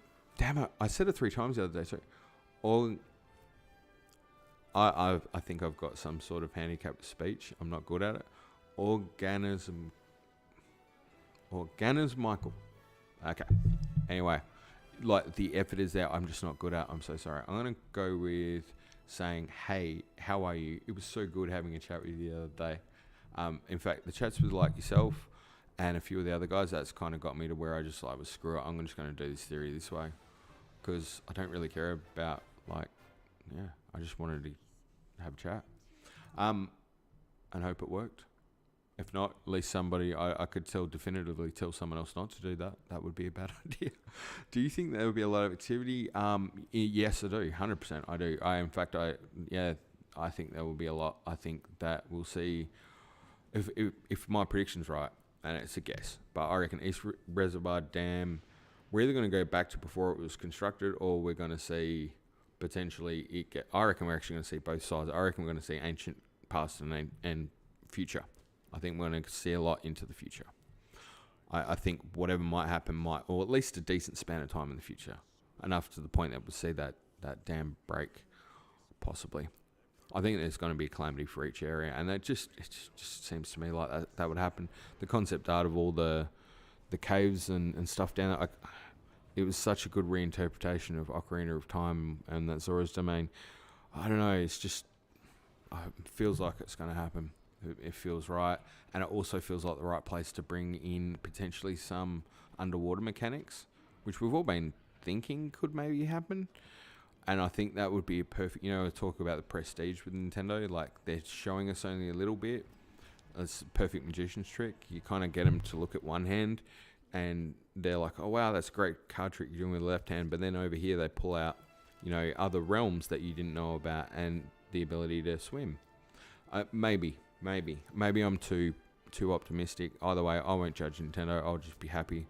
I said last night they could re-release Breath of the Wild and put a different cover on it at this point, and I'd pay for it. And I wouldn't care. I'd love it still. I'm loving playing Breath of the Wild now. I'd play Minish Cap straight up. I'm good. Nintendo. Just keep making games. We love you. Personally, I think Luminous Stones are another name for the Time Shift Stones, and that's a good. Ooh. There you go. See? Laurelian, just dropping bombs. And the largest deposits found underground now. The ancient people likely depleted the surface. There was another place, actually, I love that, by the way. Time Shift Stones, huge call out. Laurelian messed with me a while ago. He just dropped like a really short video, a Time Shift Stone video, and I thought he was going to do one on it. I'm ribbing you nicely, by the way. I got really overexcited. There'll be a comment somewhere on there where I'm like, yes, I got hyped. It was like, here we go. And yeah, he didn't do the video. He hasn't done it, but I get it. Because man, you could do something sick with that. I tend to like that time shift stone idea. I think that might be part of the mechanic that we're seeing as well. Hey, there was another area that I saw with the luminous stones in the Gerudo region, funnily enough, is that on the way up towards where the ancient Gerudo, yeah, you know, the 8, where the Yeager clan are. I can't think of it right now. I'm just too busy geeking out, but yeah, there's the luminous stones around that area too, which was quite telling. I thought that was, again, whether it's just a coincidence, not sure. Skyloft was Eden. Maybe Girahim and... Oh god, don't we love Girahim? I want Girahim back. Sorry. Skyloft was in maybe Girahim and the tornado he summoned. It's the metaphorical serpent that led Zelda to literally fall. That's pretty cool. That's a good interpretation. Oh, that's cool. I like that. Just in those couple of things alone, we've got some great stuff. Look at this, guys. See? I just need to facilitate, get people together, and then you guys tell the stories. That's it. I'll just sit here and have background music. I'm loving it. This is the best part of my weekend. Call back to the Aztecs, yes. Yeah, with the NASCAR type lines and that as well. Totally. And if you look at the talking about the Aztecs, Aztecs. Have a look at the situation at Ganondorf. That kind of like it's like almost like a sacrificial altar. And if you look at some of the older ones that are like, God, it's like that. And the way it curls down in the new trail, I'm like, knew it. Absolutely knew it. It's definitely that they're bringing in more culture every time. Great storytellers. Love how the Zelda team leave this stuff so open sometimes so you can make loads of old world mythology fit. Yeah, I do too. And then sometimes I wonder if I'm just absolutely crazy and I am overly making things fit, and then I create this theory like I did here today, and I'm pretty sure that's what my problem is. I think I need help. I try to do other things so my wife can talk to me about something else. Honestly, I've talked to her about so many Zelda theories now. She must be sick of hearing it. But it's so good, isn't it? There's so much lore there. There's so many stories. Tiny, you and I were riffing off the thing about the generational conflict in Zora's Domain, right? Like that story alone is playing out, and it's just so many people are missing it. That the generation who lost people in war is referenced in these characters who lost Mipha and their hatred of Link, and yet, you know, Sidon's this youthful exuberance of the younger generation who doesn't have time to worry about the pains of the past because he's got to fix the problems of now. And nobody's right, nobody's wrong, but the tension's there and it's real, and it's everything that's around you in your day-to-day life, and they're telling it in these characters that people are going, oh, there's not much story here. And you're like, yeah, I'm pretty sure there is. Did you look? It's pretty much there. You just got to maybe have a bit of a look over there. There's a bit more over there too. There's literally story everywhere I go in this game. I still can't take it all in. It's insane. T-Ran Sortia is out. Yeah, it was a fun stream. Yeah. Thanks for hanging out, dude. Totally. I'm too late, by the way. You're probably gone. Anyway, thanks for coming. That's awesome.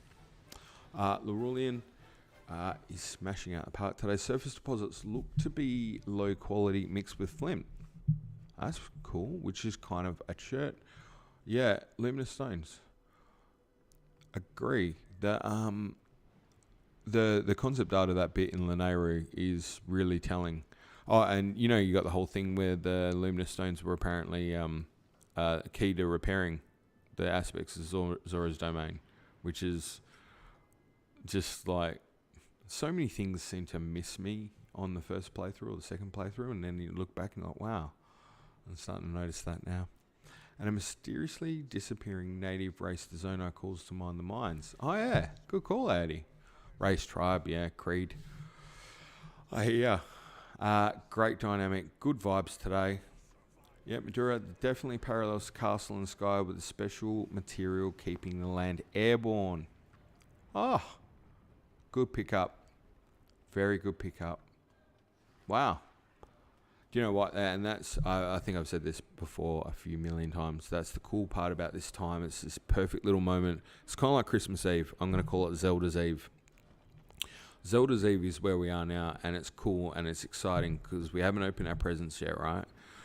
We're all really excited. That's why I don't want any teaser stuff and stuff. I don't want to know what my presents are. I don't want to feel it around. I don't want to shake the gift. I just want to enjoy the sweet embrace of the possibility of that being anything. It could be the greatest thing in the world. And you know what? It probably is. Yeah, it is for me too. Ghibli has been on my radar ever since the announcement of the sequel. Yeah, that 100%. There's influences there. It's pretty cool though. And you know, like for Larulian, who's in here today, who, by the way, if you check out some of the stuff, because if you get crazy about doing Zelda things like me and you go down rabbit holes, you start to find people in the community who have existed and been doing this stuff a long time. I've always liked Zelda lore, but I'm not big on social media, so I never really mixed any of this up. But you know, Larulian's been out there capturing a lot of lore stuff for a while and chatting with people, and you know, it's really cool to be able to hang it, to, you know, just bounce stuff off these guys. And you know, how awesome is that? That we're now looking down the barrel of a new game that we all get to look at together and maybe answer some of these questions as well. It's just insane. I'm so happy, looking forward to it, and really grateful to be a part of such a cool community, just hanging out and chilling, because I think I said this to somebody the other day. This is my friend group now. This is it. I don't get out. I do this. I work. That's it. As I do this and I do a bunch of work. Again, I have learned so much from you. Thank you so much. I'm going to say you learned some stuff from Larulian, because you definitely would have. If you've learned one thing from me today, it is that having someone who can just stupidly throw together a stream and just go, the only way this is going to work is if I am not prepared and just try to make a fool of myself. And I literally said that to my wife. I might make a fool of myself and it'll be fun, and hopefully we'll get some cool people chat about some theory stuff. That'd be my dream. And I wanted to totally put some focus out there on like, you know, Welsh Joe is gonna start doing some streaming. Go check her thing out when she does it. And you know, Oaf was doing some of his stuff and that. Go check out other people in the community as well who are doing stuff. You know, check out. They're really excited. There's the whole thing about these guys doing stuff with all the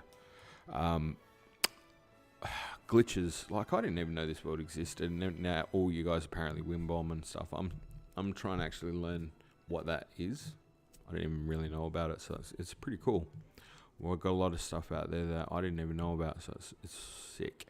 The Larulian, if you get a chance, by the way, do drop me a line at some point, and just if you just want me to facilitate something where you can interact, and yeah, you can see here I haven't necessarily got a lot to do other than keep rambling on. I talk Zelda all day, but yeah, people would love to be chucking some stuff your way, and it'd be good. You could totally go to got Dusty channel and Discord. Oh, there you go. We need to get some links out there, but I would like people to be able to. Is my personal space handling most places? Cool. Get some links out there, or send me some links and I'll pop it back I'll pop it up on something anyway. I'll make sure it's available wherever it's possible, because I'm glad that you mentioned that. That's what I was actually going with it. What I did find online was that some of the materials that you'd collected in PDF form or whatever, and it's good to have a read. Like, if you're like myself and you just geek out on reading that stuff, it'd be nice if we can point people in the direction of some of the stuff you pulled together there and have a look. They can totally nerd out, read through it, just realise the insane level of depth of connections that are out there. Pop something in there now. Pop it in the chat now. Go. I'm going to keep dribbling for a while. Grab your links, put it in. Let them know where to go. Where can I hit you up? Where can they go? That's the kind of stuff we need to do, is just facilitate the connection of that sort of thing. that would be cool. If you could do that, I'd love that. I'd love for people to be able to access your stuff better. And they can have a good read. It'd be, I'm sure they'd really enjoy that. So I think about that point, guys, I'm going to just try to bring this into a closure, because I dribbled on way too long for what was meant to be a short theory thing. Don't know visually what you've been looking at for a while now. It wouldn't be that great. Tiny, I need to make some time to watch La Puta Castle in Sky. Yeah, you do.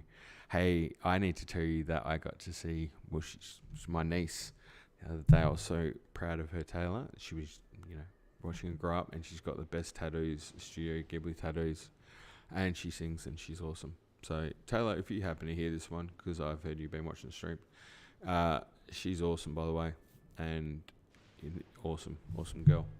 So proud of you growing up and becoming an awesome chick, and also a Zelda fan. So, Laurelian is, if he doesn't get a chance to pop it up here in chat, and he probably won't, because he's not good at self promotion. He's a bit like me, just not a marketer.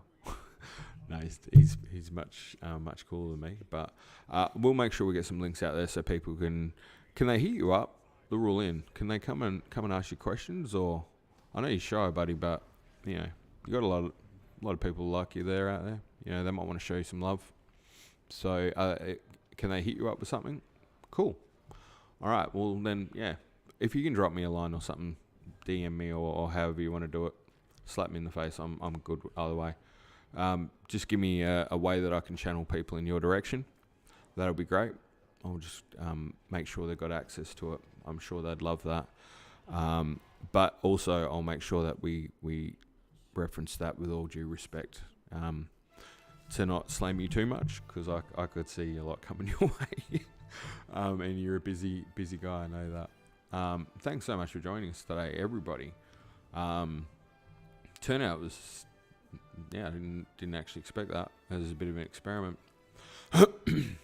So maybe a tip for this one will be, if I go to do another one another time, I'll try and get some advice off you guys as to how to do it better, and try and maybe have a bit more of an interaction with other people, other people in the community. And I don't mean creator-wise here. I mean, like, all of us, we're all fans, right? So, if Chris, you want to get out and rock a microphone, talk for a while, any of you guys, you've all been adding a lot to this.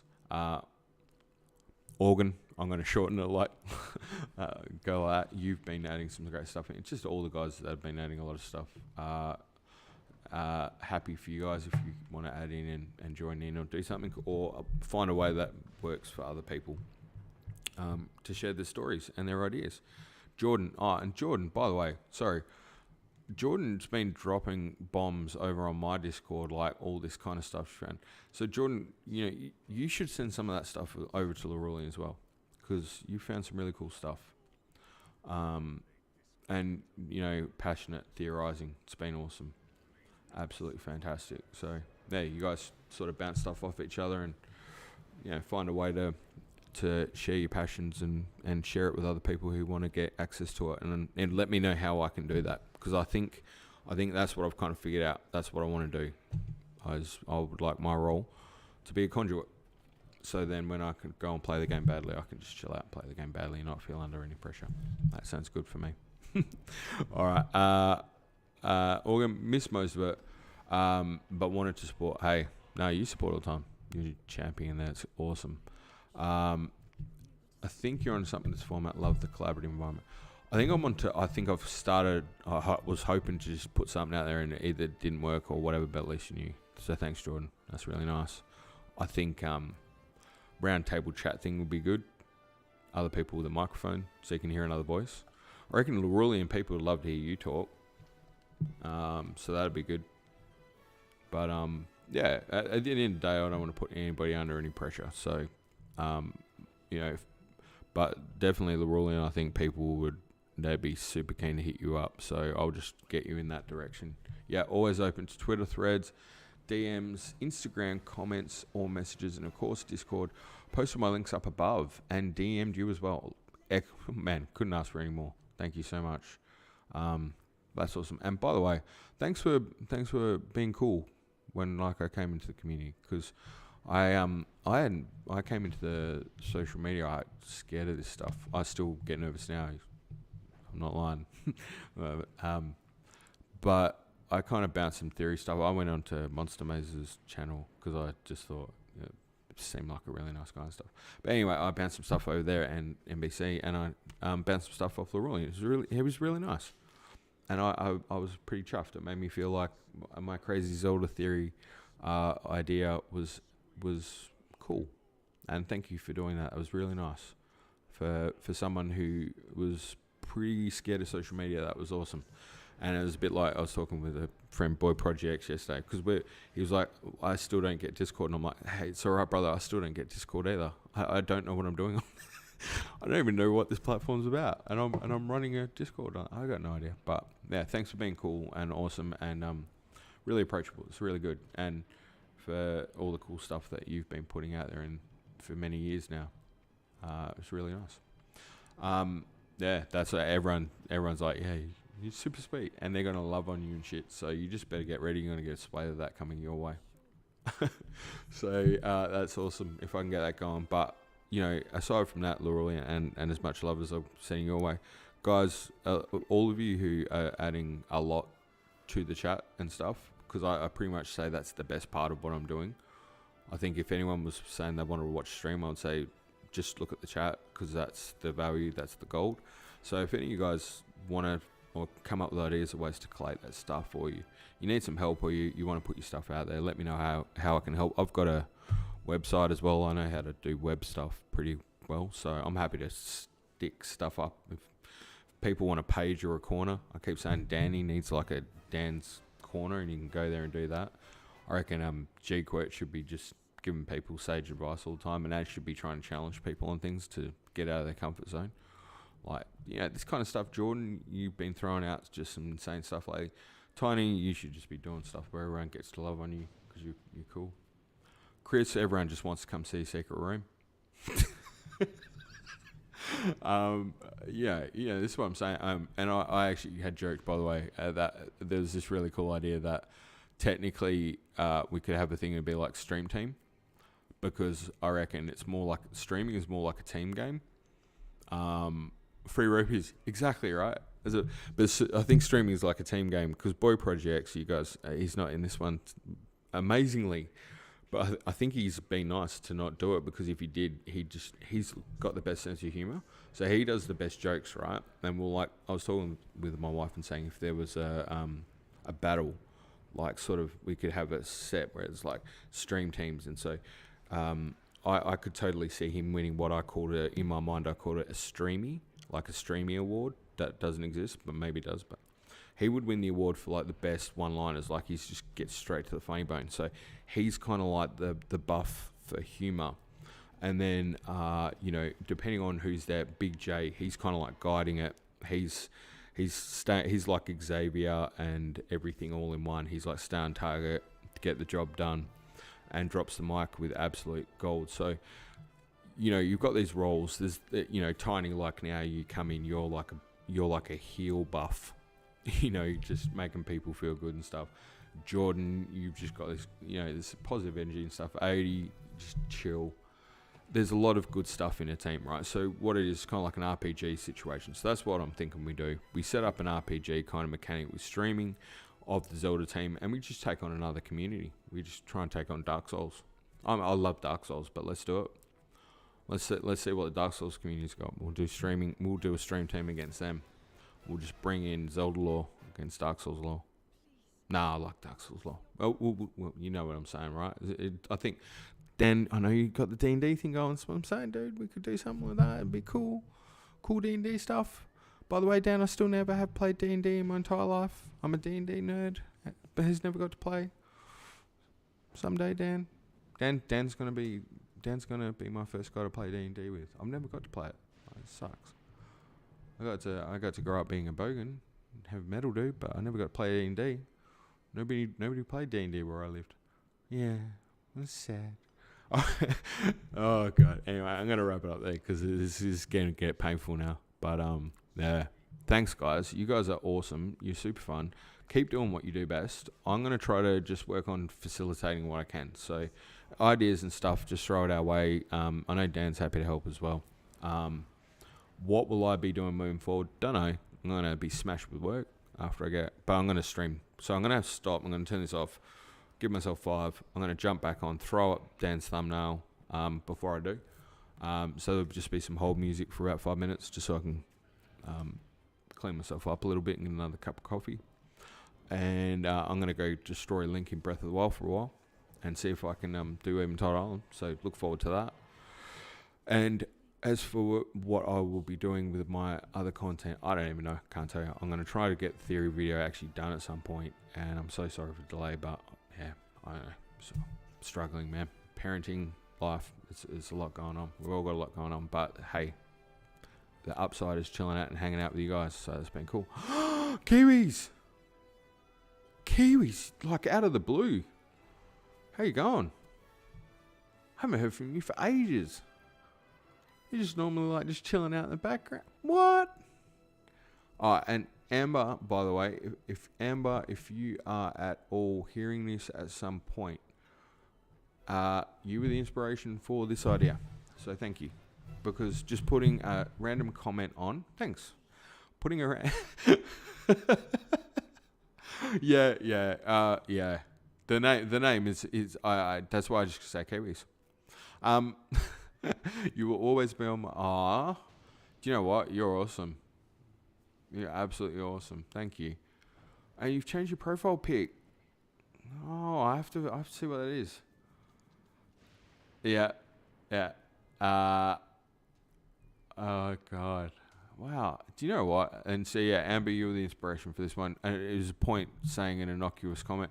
Like I said, just putting a comment on a stream, it's just like I'm putting it on here for the algorithm. Oh, I didn't even know that you guys were watching this. So thank you. And look, you help bring people together. So, you know, who is the hero? The hero is the person who just is nice every day and says something nice or whatever. So that's I forgot you kind of knew me. Oh, do you know Laurelian? You guys got something going on there. There's a story. All right, stay tuned. Next up, we're going to have the story of who does Laurelian know? I'll tell you what, I'll leave this as a teaser for another time. Another time when we do a stream, because one story is one I wanted to do in a video, but it wouldn't be a good video. But I will tell the story of Zelda Blue and Zelda Green. I know it's a bit about a theory, but when I did that theory on the Zelda eye color, I got into the background of a lot of stuff on threads of people doing comments, and I got down a rabbit hole about one thing, and now I've got this obsession where I kind of want to know what happened to a guy on a Zelda chat thing. I kind of don't want to know either, but it's a really interesting story. It's a story about Zelda fans and their weird and lovely ways. I think it's just a good tale.